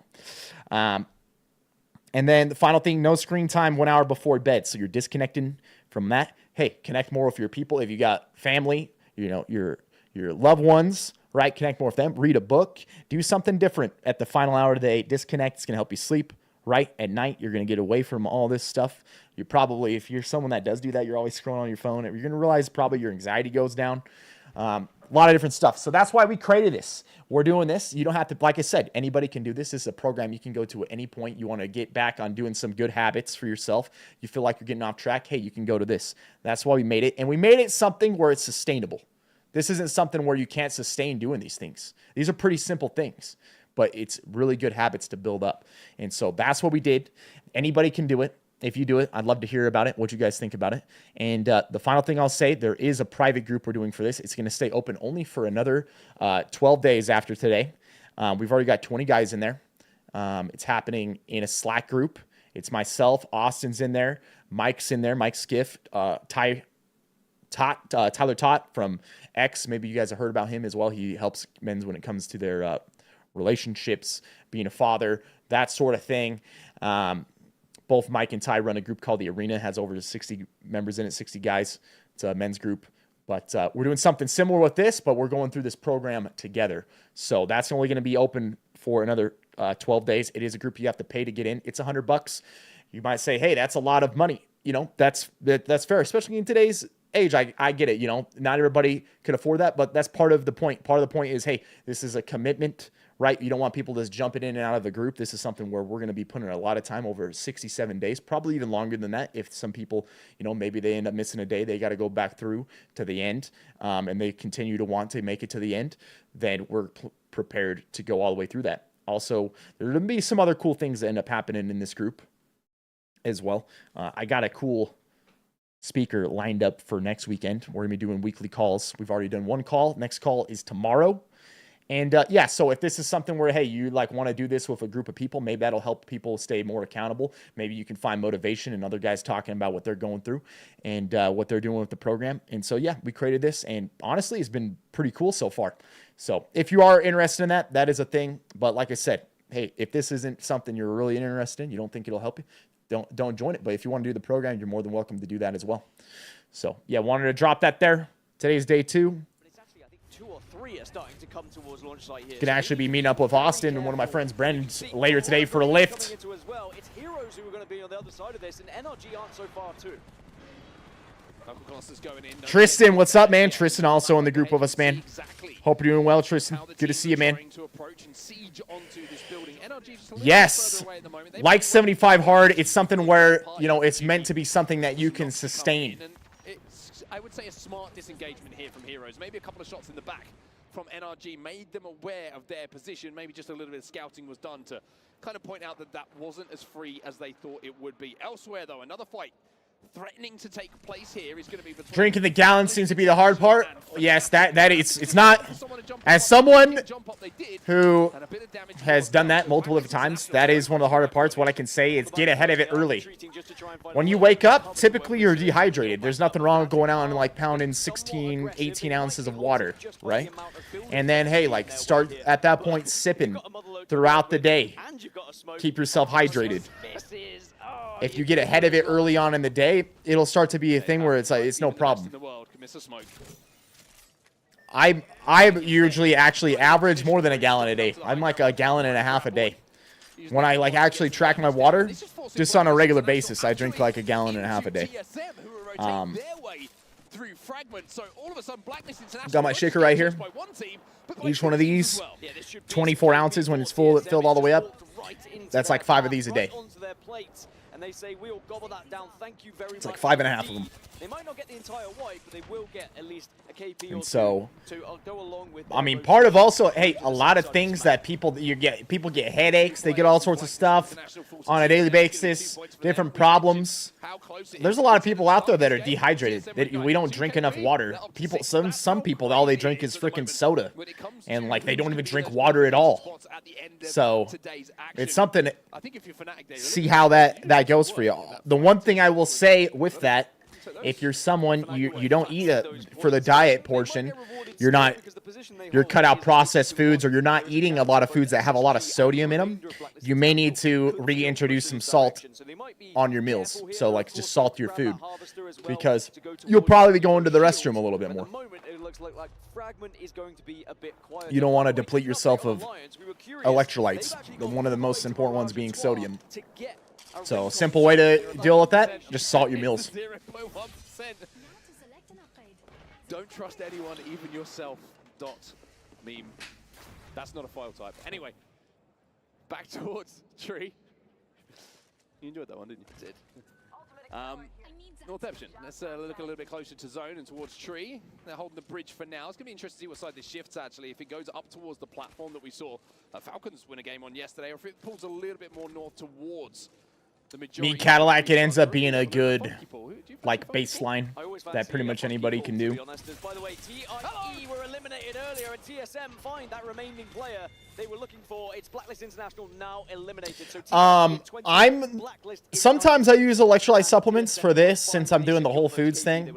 All this reintroduced salt, and I eat a good amount of fruit and vegetables. You're going to get your potassium, magnesium from your fruit and vegetables, and then the sodium from the salt. But there's nothing wrong. There's nothing saying that's just because I'm doing only Whole Foods. There's nothing wrong with someone being like, hey, you're going to use like Element or a Liquid IV or some other form of electrolytes, right? You could get like the Gatorade electrolyte one, right? Not the regular Gatorade, especially, you know, I don't, unless you're like really training hard or something, getting the Gatorades that are actually like sugar, I don't think is a good idea. But there are those Gatorades that they make that are specifically like an electrolyte one now. Those are good. So there's nothing saying you can't do that as well. We're going down to Tree. We already have 6 teams residing in Tree, so there's not going to be much room to play with. As we look back earlier at some of the replays, it was when TSM were able to find the remainder of Blacklist International, or at least the initial start of Flick shot, exactly. And later we saw the cleanup and the jump scare number 2 of the day. One team is in a great spot here, right at the northern side of things, and like you mentioned, who dropped over here is going to be Riddle Order. Riddle Order on Blue Evos at the moment. No, I don't use protein powder. All my protein will be coming from Whole Food sources. And that's not because I have anything against protein powder, but for me, whey or any dairy-based protein, I do not digest it well. I end up having issues, so I just avoid it. Now they're only, what, 6 points? But for other people, if you don't have that problem, there's nothing wrong with whey. It's one of the best protein sources, or any dairy-based protein is one of the best protein sources. But for me, I have it. It's not like stomach issues or I have to go to the bathroom. It's like I don't feel good. It's like I have some dairy sensitivity thing going on, so I just avoid it. And whenever I do typically use a protein supplement, it's like a vegan-based one. It's like a vegan blend. But for this, I just won't do it. I'll just eat only meat. though. 70-70. for protein. We'll take that from there, especially with the 3 times. That is a ridiculous zip line, by the way. I'm also wondering where Weibo are going to go here, as now the zip is My going opinion on 0-calorie drinks, fine in moderation. away, and they're going to be falling with style afterwards. But I will say, Zeus, Weibo nah, I now believe have the moved vast all the way majority of that is from the east BS. side of launch site to try and get into tree. And we already saw they were being kind of contested a little bit by heroes who have now surpassed them in the position. I've tried all the, trust me, I've been doing this for a long time. I've tried all the different types of, I've used Whey isolate, I've used Whey, I've used the hydrolyzed isolates, I've used all of them. I've tried them all. There's something specifically about dairy proteins, like casein and whey, that my body does not like.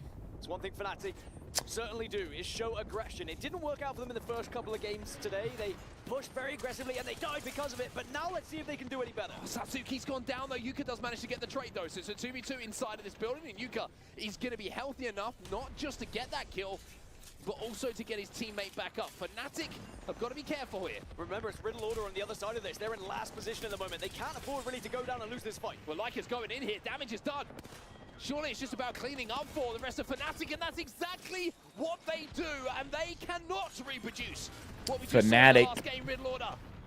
From Wiping them. They are down at the bottom of the leaderboards, and they're going to stay there. Fnatic, though, got to be careful, because now comes the third pipe of DMS, who are in 19th. Well, from 20th position to 19th position, equally as important on the flip side here, but their advantage is Fnatic have taken a lot of damage and will be eliminated. So the aggression does come out from Fnatic, but it's DMS who benefited from it most. But that is the worst possible news for Riddle Order. Not only are you eliminated as one of the first teams, but the team just ahead of you has now benefited from it and will have one of the best positions for the end game. It's almost as if they got to watch it from the worst view as well. I'm sure the spectator view would have jumped over and they would have seen exactly what went down in and around this tree building. So tough moments.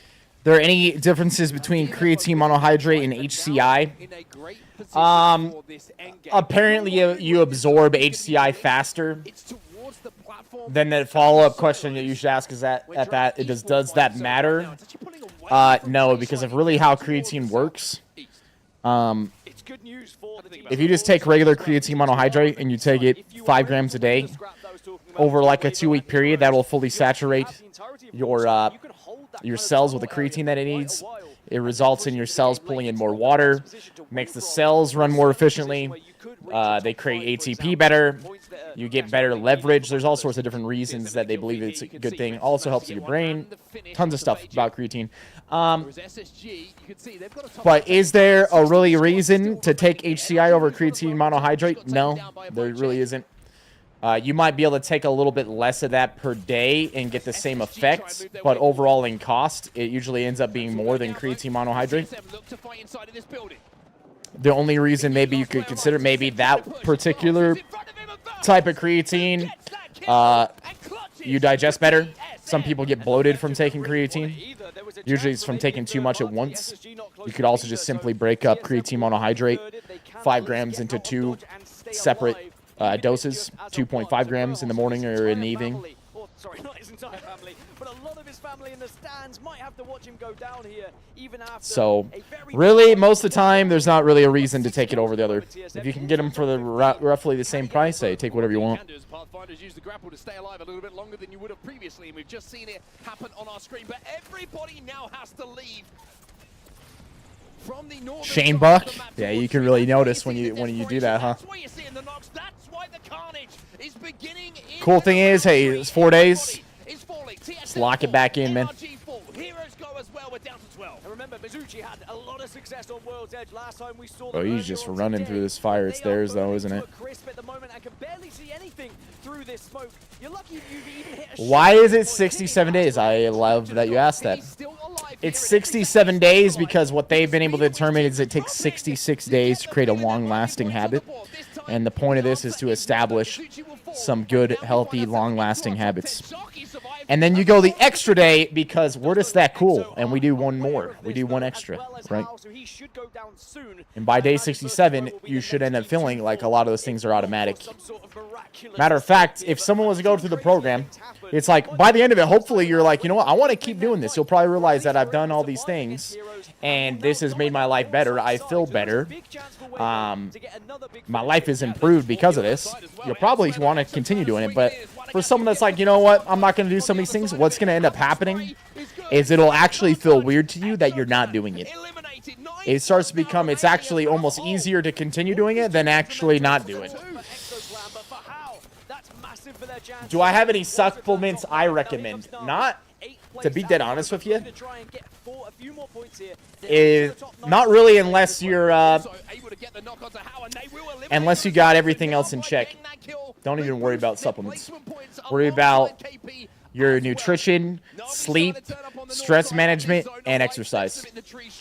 If you've got those 4 things on lock,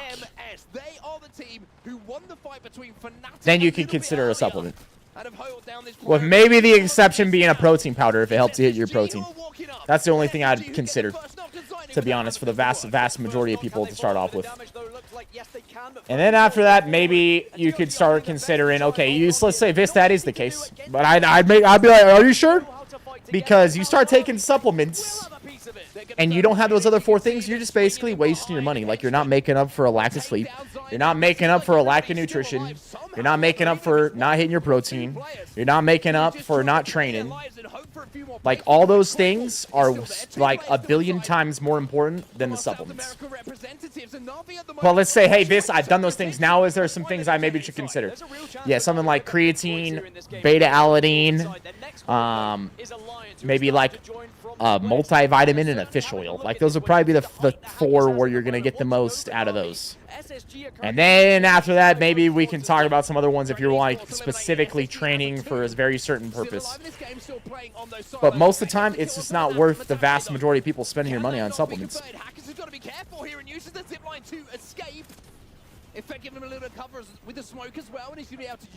Like, to be dead honest with you. Like, most people would be better off taking that money and putting it towards buying better food. Or just not buying anything at all and making sure they get, you know, instead of 5 hours of sleep or like 7 hours of messed up sleep, getting just good sleep. Like, that'll do way more for you than any supplement would do. Like, literally meditating and getting your stress down will do more for you than fucking what supplements will do. VP as a solo. One of our top 4 squads here. DMS still inside of this building as a full team. Elevate, Bleed are on top or below them as well. What's harder, a dumbbell press or a barbell press? Harder, it'd be a dumbbell press, but whatever one's better to do is probably dependent on the person. Maybe they just needed something a little bit extra. If you are superstitious, which a lot of the players are, by the way. Yeah, Hal ended up leaving TSM after the last tournament and joined up with Zero and Jen Burton. And they play on Falcons now. As they think about this final zone. Weibo might be focused a little bit by both of them if there's an angle from the doorway of the building they hold. Well, Elevate, Bleed, who are on top and your alcohol intake in check, that's also a big thing. You're drinking tons and tons of alcohol on a regular basis. I mean, man, you just, that alone is just taking you backwards.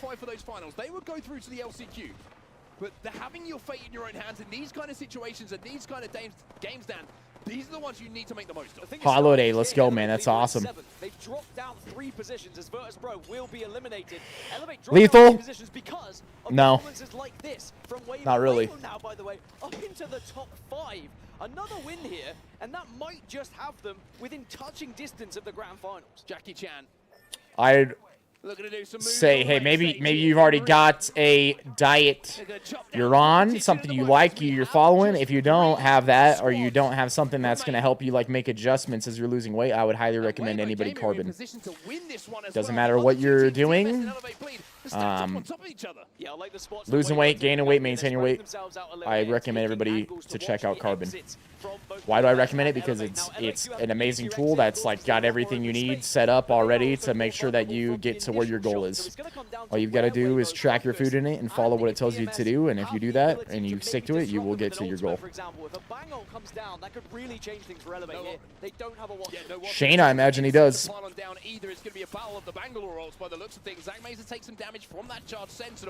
up, Ken? Just a second here to pop that battery before they plan their next move. But Weibo Gaming, this is a chance you don't get too often in any competitive situation to go back to back. But Elevate, they've swung out here. They're looking to play this truck.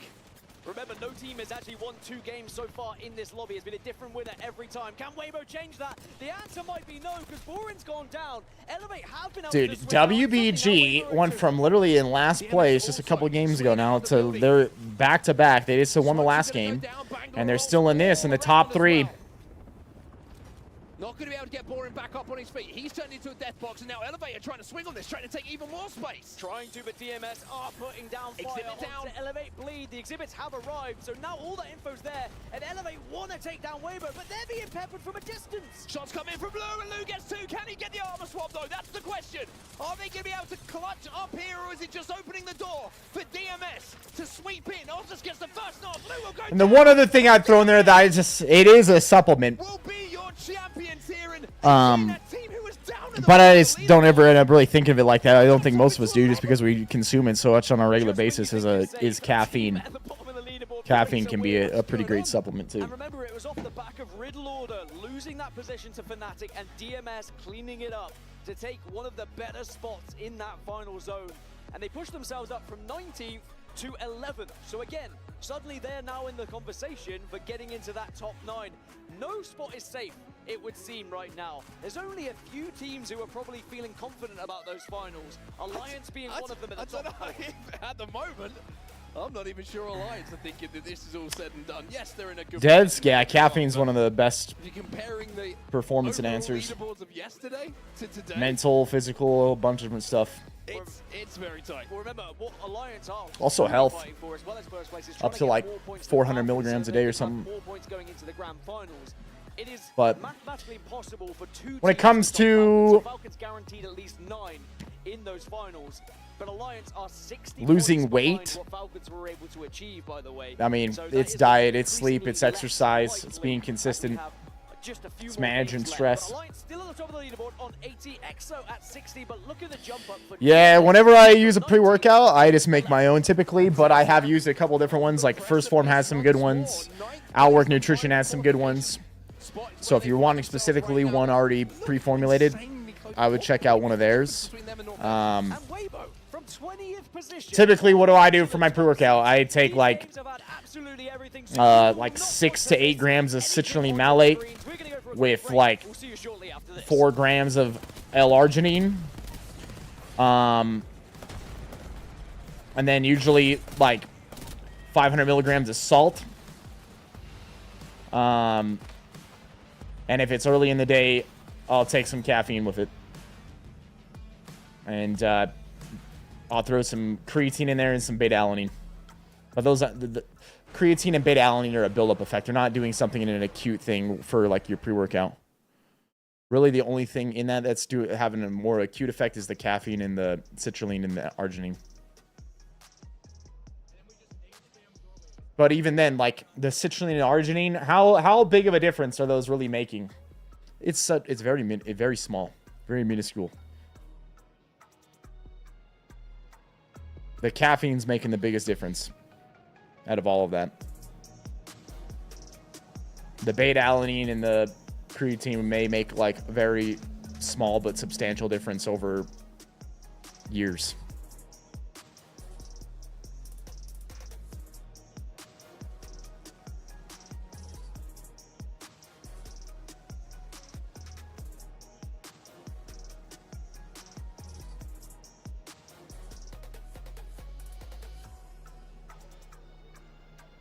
Retro, what's up, baby?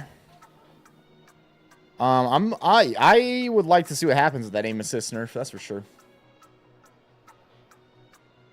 Yeah, see, that's the one thing. That's what it can do. And if, say, there's something to that, too. The main reason I take citrine and arginine, what happens? It's the nitric oxide booster. It helps you get more oxygen, increases blood flow. Is that making a huge difference in your performance? It's not making that big of a difference, to be honest with you. Like, for most people, I don't think it's worth the money. But what does happen, you'll probably get better pumps in the gym if you're lifting weights. It'll make your veins more pronounced when you're training. You might look more jacked while you're in the middle of training. Caffeine's a good fat-burning booster too, isn't it? No, not really. I mean, just because you consume caffeine, maybe you're burning an extra, like, it's probably like less than 50 calories a day. It's probably even like a lot less than that.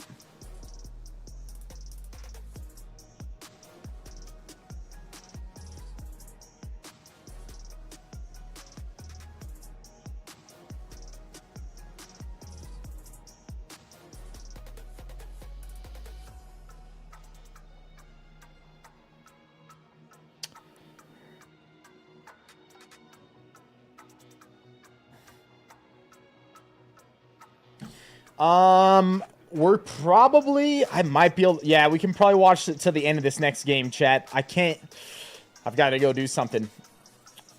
I got an appointment at 2 today. 2 Mountain. And it's almost 1, so this is probably the final game for us to this next one. I wish I could tell you that wasn't the case, though. A lot of people, see, everybody comes in, and people always ask, especially people new to lifting, or you've done it for a while, or you're considering it. It's always, what supplements? Because why? Well, man, if I can just take something and it makes a huge difference, fuck, I'll do that, right? If I can get a lot for just taking something, and I'll just tell you, it's just not how shit works. I'm pretty certain that I have the biggest fans that I could find in the world. I'll take The biggest things that make the biggest difference are being consistently good at the foundation of those things. Exercise, your nutrition, your sleep, and your stress management. Those 4 things. Now those 4 things, you'll be doing way better than 99% of other people. You will make progress way faster than 99% of other people, because most people do not do those things. To play esports and gaming for a living, what was your reaction? At first, I didn't know that there was such a thing. But Let's hear once this. I realized how good he was, I was so excited for him, and it's been so much fun to watch him progress. Shout out to Mama Verholst. Shout out to Mama Verholst for that. Always so fantastic. Now, Grandma Verholst, when he, like, I guess the family told you that, you know, you have to come to these arenas and that your grandson is playing video games for a living, how did you feel hearing that news? Well, I was very happy for him, because whenever he was at my house, he was always playing video games. Oh, that's funny, dude. For him, so I was very happy. So thank you so much for letting him see, play that's video cool. games so That's he cool. can do this. Now we That's have cool. the Verholst brothers here. Hello, everyone. I hope you're having a great time so Meat far. Cadillac, yeah, a lot of people don't get magnesium through their diet, so I guess that's probably another one to throw in there when it comes to like a health supplement that people may need.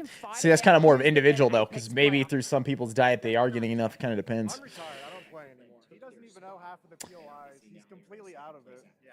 We've played in 3v3 tournaments. It's kind of when I said it. Maybe it's for a specific reason or something. Like if you struggle with sleep, taking magnesium threonate before bed can help some people. I don't think you're a multiple season Fred though. Evan carries you.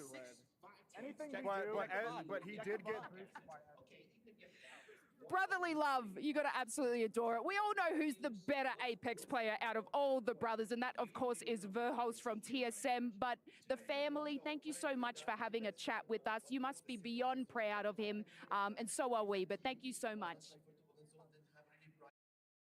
Families out supporting Verholst and TSM, understandably so. It's always great to see, but they're going to want his team to hold on to where they find themselves at the moment as we head in towards our next match, because it's been a little bit shaky for them at the moment. Well, one team who changed their fortunes a little bit in that last game was DMS. And is the story of our last game on the cast today, Dan, going to be, well, whoever's bottom of the leaderboards kind of jumps up and saves himself with a big win? Is this the chance for Riddle or Heroes to do exactly what DMS and Weibo Gaming have done? But DMS, they jumped from 19th to 11th. So suddenly they go from the conversation of being eliminated today to can they actually get to the grand finals on Sunday. With that win, they will not be eliminated. I can safely say that. 35 points, you're not going to be going out of today. Don't even give me the eyebrows. Well, you know me, Mass. Like, as soon as you say something like that, I'm like, well, let me just have it. And then I remember that I have no chance of working it out. But there is no way that every team below them can catch them up in 3 games. Now, Riddle Order, 12 points at the very bottom. They are 8 behind Heroes. Heroes only 8 ahead of Riddle. Now, both of those teams, at one point, actually 2 matches ago, would have thought, actually, we're looking pretty good to stay alive in the competition. And then now the 2 teams that were below them have just popped off. This is going to be an insane last few games, not just for the bottom of the leaderboard, but look at the top 9. TSM, 41 points. Notception only 1 behind them. I mean, you can extend it down, right? If you're third place, if you said to someone, I'm third place overall with 2 games remaining today, you would feel very, very confident. But that really isn't the case now with how close the teams are from, I mean, you could include second place. If you fail in these last 3 games, you are going to be in a worrying position. But there is literally, what, 5-6 points from third place down to like 12th, 13th, it feels like at the moment. So I said I had a feeling coming into these games that going into the final 2 of the day, we move over to Storm Point, we are going to see some heartbreak and some celebrations, of course, for those teams who make it through to the finals and those who find themselves in the last chance qualifier. But I mean, I've got to be honest, I'm not even looking at the top right now. And see, there's that side of it too. What Taylor said, he said, I take pre-workout mainly just to psych myself up. See, you know, you take some caffeine, and then the other things that they throw in with pre-workouts are typically stuff like L-tyrosine or something called L-Dopa, which boosts your dopamine, so maybe that makes you more motivated, and you push harder while you're at the gym. Can that make some difference? Yeah, that could make a difference. It's just not huge, you know. And the reason I say what I say is just because most people are not doing even the fundamental stuff properly. Like, focus on those things before you're like, hey man, I'm gonna bust out $100 a month on supplements. Like, it's not worth doing. Buy yourself a bottle of caffeine pills for fucking $20 that'll last you 2 months, and just take one of those right before your workout, and you're like getting the vast majority of what a pre-workout does, which wasn't the case. Because if it wasn't the case and supplements were like, just, man, these are the end-all be-all best thing in the world, hey man, get a nice supplement sponsorship, and man, we could just be fucking cranking out supplements to people, and they're getting better and improving, but it's just not how it is. It's not how it is, man.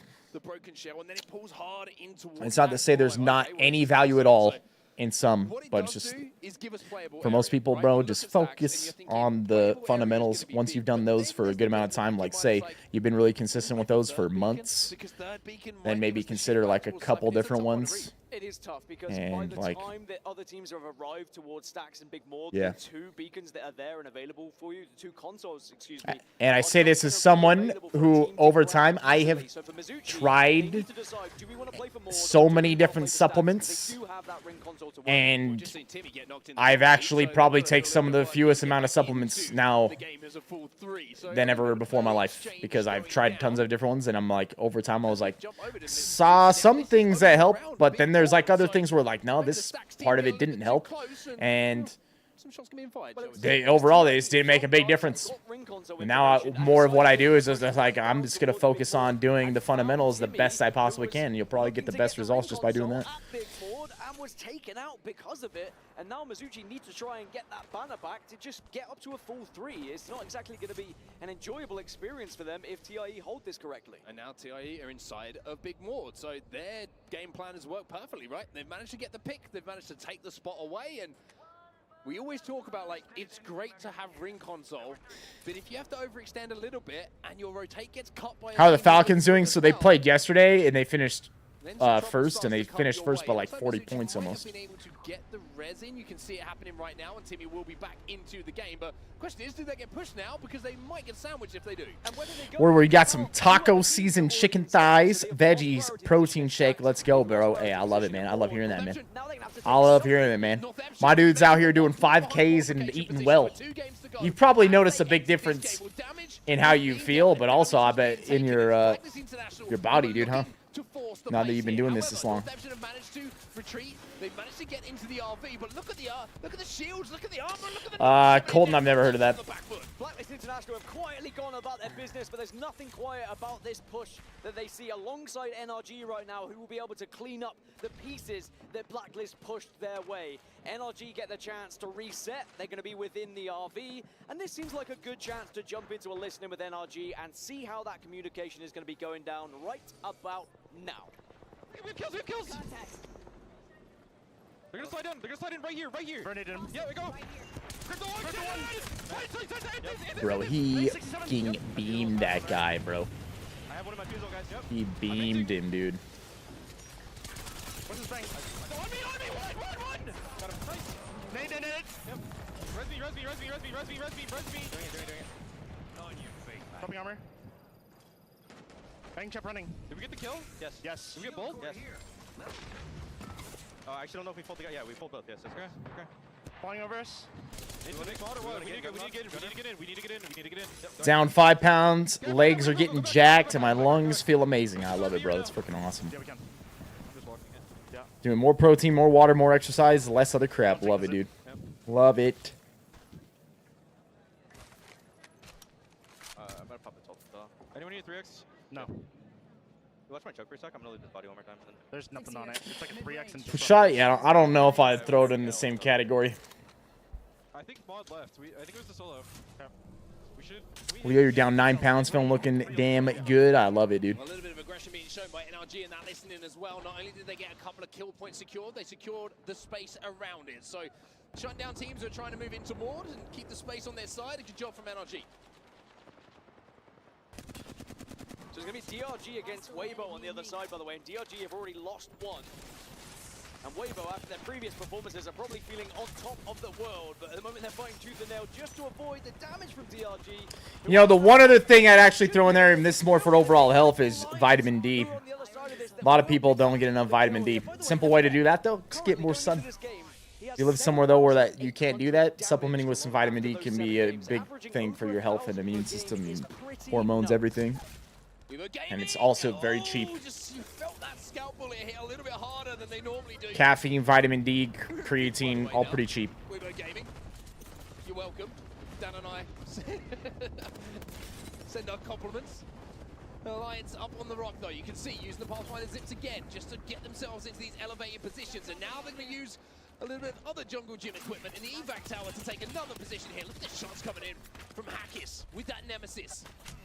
Not enough to break the shields, not enough to break the hearts, but it's good enough to force the team away. By the way, Unlucky has just short of 7,000 damage as well. Both the two players on controller have been... I appreciate how encouraging you've been on this vid. It's been a number of years, bro, and the message finally got through. Went to the doc this week, and cholesterol's also going down. Yeah, man, that's freaking awesome. You'll see. I mean, you feel better. Your health's probably improving, right? That's about, hey, sounds like you're doing a lot of good things. Hey, let's keep it up, dude. Just be consistent with it now. Be better for you. You'll feel better. You'll live better.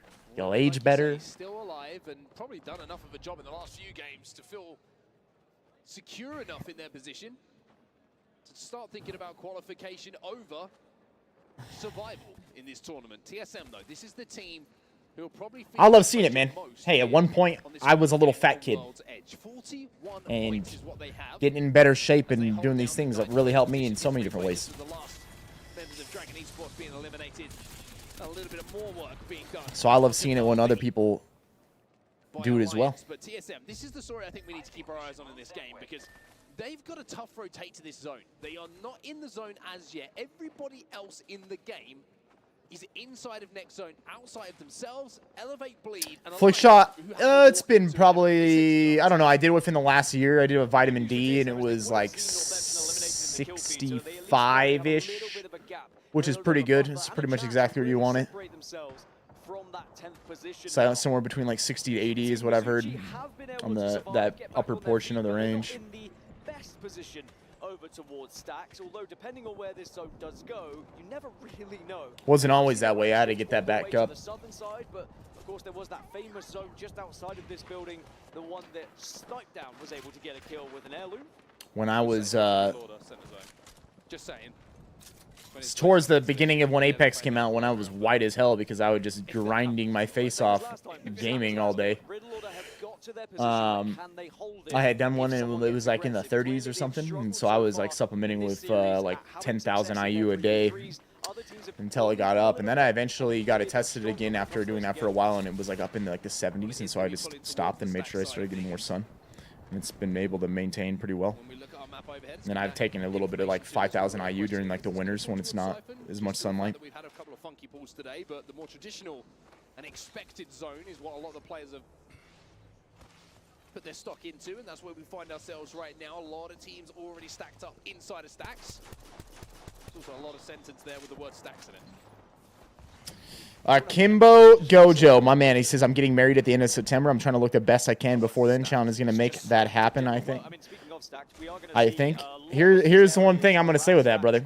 I see so many people where they create a finish line. It's the vacation. It's the, I want to look good for this beach vacation. It's the, you know, the wedding coming up. And then they do it, and they get there, and then it's like, all right, I'm done. And then they go back to the same stuff, same habits. They put back on the weight. They put back on more weight. I would just say, hey, man, make it something where you're going to commit to doing this, and you're going to get in good shape. Then, hey, figure out a way to maintain it. Don't create a finish line. There's no finish line. These are just things you figure out how to do, and you incorporate in your daily basis. Because, you know, just, hey, they put all that work in. Once you put the work in, it's not as hard to maintain it. See, a lot of people, they put that in, and then they see it as a finish line, and then they stop, and then, boom, it just goes back to right where they were, and then some, usually worse than they were. And I would just say, hey, man, keep that in your mind beforehand. Don't make a finish line. You saw it is a heavy shift towards stacks with that zone as well. So the teams that maybe part of that's figuring out, hey, what are some things I can continue to do that I can maintain as we checked in with some of the other squads that are now just flying in that are sustainable. This is not good. This is not good. They fly into the tunnel, and Alliance were waiting, but even worse for TSM is that Elevate Bleed. They saw the rotate, they saw them fly through the skies, and were shooting him in the back just as they landed as well. So TSM, little bit of a shambles there. Weren't able to see the position of Elevate. Kind of flew in blind to the tunnel, and Alliance were waiting for it. And Alliance might just say, flick shot. My LDL went up a tiny bit. Naturally have to rotate this way, and they saw two members, only two, going into that building from TSM. And even though they have a Watson, are you going to be able to survive? And will they be able to maybe even get that banner? Call me King Richard. I don't think that's a good idea. Got to rethink things here, and we heard from Verholst how the man on your screen right now, Zapto, has been the one to take over the majority of the IGL duties. He's going to go for the banner right now. Shots coming in from Elevate Bleed, but if there's one legend you want in this position, it's going to be Bangalore to get the smokes down and help you on the cross. But Elevate Bleed are looking for these kills now. They smell blood in the water, and they want TSM dead. Alliance might have a peek at this, so Elevate Bleed do need to be careful, but Elevate know they're going up against a two, but it is a Watson team. Kim will love it, dude. Love it. Oh, here we go, Elevate. They're going to fight each other here. Oh, they're both getting hit. Oh, Alliance pinched them. TSM gets the finish. Verholst is down. Zap, wow. They're streaming, they're for sure streaming this on Twitch. They may be streaming on YouTube as well. Alliance, Virtus Pro also in the area watching over this, but now Space Station Gaming are behind Virtus Pro as well. No one can catch a break at the moment. No one has the chance to breathe, so it will allow Alliance to push in on TSM. Zap last alive. Reps has gone down. VP now trying to move in, and Zap with that smoke might just forge an escape route for himself, as SSG is still thinking about what VP are doing. SSG down to a 2. 13th place overall for SSG, by the way. I think a lot of people would not have said that was possible at this point. This is mental on this western side. Alliance eventually are going to dip out and take their position back in the Vault Tunnel, but SSG are going to have a lot of high ground over the likes of Virtus Pro. Still one remaining player from TSM, like you mentioned. Zap just ratting away, hoping that he can survive and maybe escape to get into the top 10 for his squad. Zap just saying, I am but a rock formation, please leave me be. However, Seer Well, he's a popular pick at the moment, and it's for reasons like that. The scan's going to come in to reveal his position, but you can see the VP are worried of other teams around them at the moment. They want to deal with Zap, they want to take him out, but they don't want to expose themselves to SSG, who are up on the height. But the timing of this might Richard, if you needed it, VP also don't want to waste too much it depends on you and your goals. this kill eventually, but all the while that Zap is holding them off, it is delaying And their what's rotation, and it will be just adding to the likelihood of SSG being able to take if you're As we look at the other side of what is going to be our endgame position, and Zap is dancing. if you got your have you done blood work before? The zone is going to be a hard Now, what's the reason you're asking is the main question I would have. as long as possible. You've got to give him credit just for existing in this position. Flick shot, I don't know about that. I don't know. Frag grenades. He's down to barely any HP whatsoever. The smoke's going to help with the health. The bat's going to help. Someone has an issue. Their body's not producing enough testosterone to the point where they're having symptoms and problems and issues from it. Typically in TRT, the best ways to go about that, it depends on what the person's goal is. If they still are planning on having children, it's going to be either taking HCG with testosterone, or HCG and clomiphene. If that person, that's not a worry to them, then something like simply just testosterone. And that's going to be typically through an injection. And how it felt like the action just sparked all of a sudden. We have 17 squads still remaining. Only 3 teams. Macros, what's up, man? Viss, I just want to say thank you. You helped me out a while ago by recommending Carbon. I'm a disabled veteran who was trying to get in shape, and since February 20th, I've lost 33 pounds so far and still going. I love that, man. That's fucking awesome, dude. Let's go, dude. That's freaking awesome, man. Keep it up, dude. And I appreciate you, and I appreciate your service, man. So ExoClan up on the top of construction building at the moment. Shots coming in onto Alliance, I believe that is inside of that tunnel. Pretty darn good ones as well. Koi's going to go down for SSG, so SSG are just a solo now. And it could be another disappointing game for them. This is going to be absolute carnage, by the way. This might be one of my favorite end circles that we have on World's Edge, because there's so much different elevation, there's so many different playable areas that allows you to quite literally be stacked in stacks. And it means you have to be thinking on your feet. You have to have an IGL who is confident at calling the action as it arrives in front of you and calling those fights perfectly at the end of the game. Wave game has just been eliminated. Mizuchi now trying to just create a little bit of space around them. They will be safe inside of their building. How have gone as well. 15 squads now remaining in our lobby as round 5 will begin to close pretty darn soon. Turbocharger here for Waltzy as well. He's been doing some work with that Havoc and the triple taking the last few minutes in that kill feed. Dude, still 15 squads. That's great news for TSM. When we look back at that 1 point that Zap has achieved, could it be the 1 point that keeps them in the grand finals or sends them to the grand finals after the 10th match? Still 2 matches to play after this one here, so a lot of points still available, but we know every one counts. Take yourself back to the start of this game. Timmy goes down, trying to hit a ring console. Yep. Right at the start. I mean, if you got the symptoms, I always tell people, I highly recommend you get blood work. You can get that through Peter MD, too. Someone that I work with directly, that's, you know, whenever Roger comes on the stream and talks about it, that's who he is from, is Peter MD, and you can get your blood work done through them.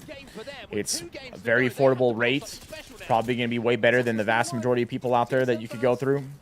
And then they test your testosterone level, your free testosterone level,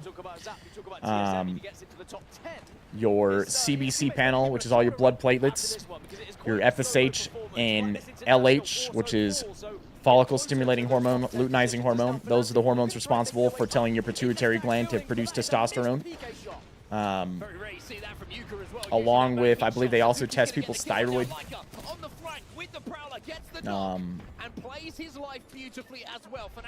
And your PSA, which is for your prostate. So they do all that testing. You order it. You go into a lab, Quest Diagnostic, or anything that's associated with Quest Diagnostic.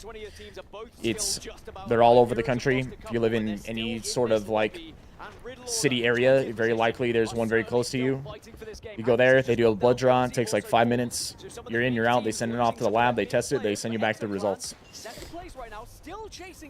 And then you can know where you're at.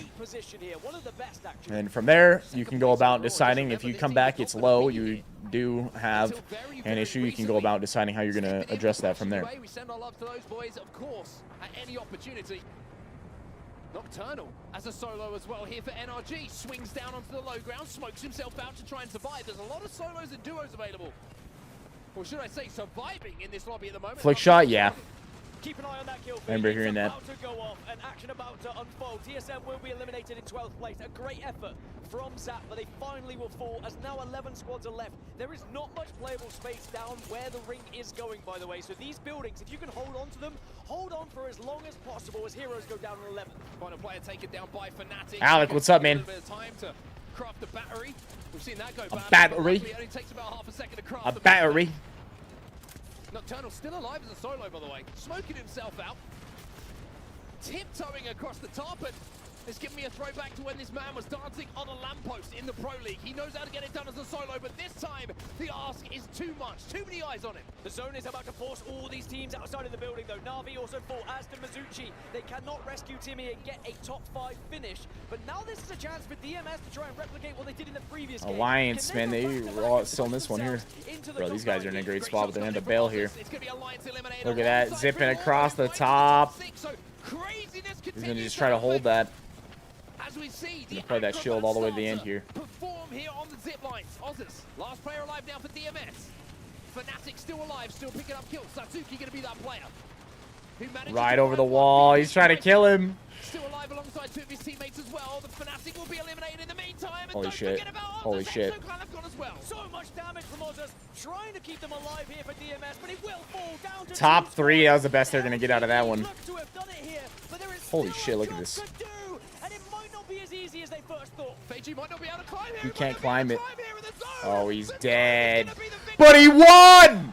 Wow. Wow. Wow. Wow. My goodness. We talk about who wins games sometimes. We talk about the big moments. But all I can think about is what we've got to progress with, right? We've got 2 games to go, and this is going to be insane, these last 2 games. Take a guess where LGD were at the start of that game. 18th? 18th position. 20th just won. 19th just won. And now 18th. All right, Pack. Man, like I said, I wish I could stay on, but I have an appointment here shortly that I got to go and make it to.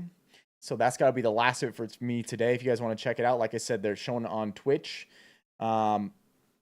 Also, I will not be live tomorrow. So maybe a small possibility later in the day if I'm able to. We can hop online and maybe we can watch and see the very end of the qualifiers. And I'll do my best to see if I can do the tournament on Sunday, though.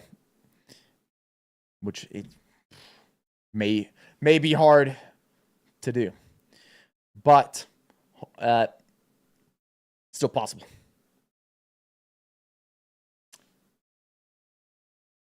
Thanks for the support, Viss. Have a great weekend, Pack. Hey, look at that, baby. The official TSM account.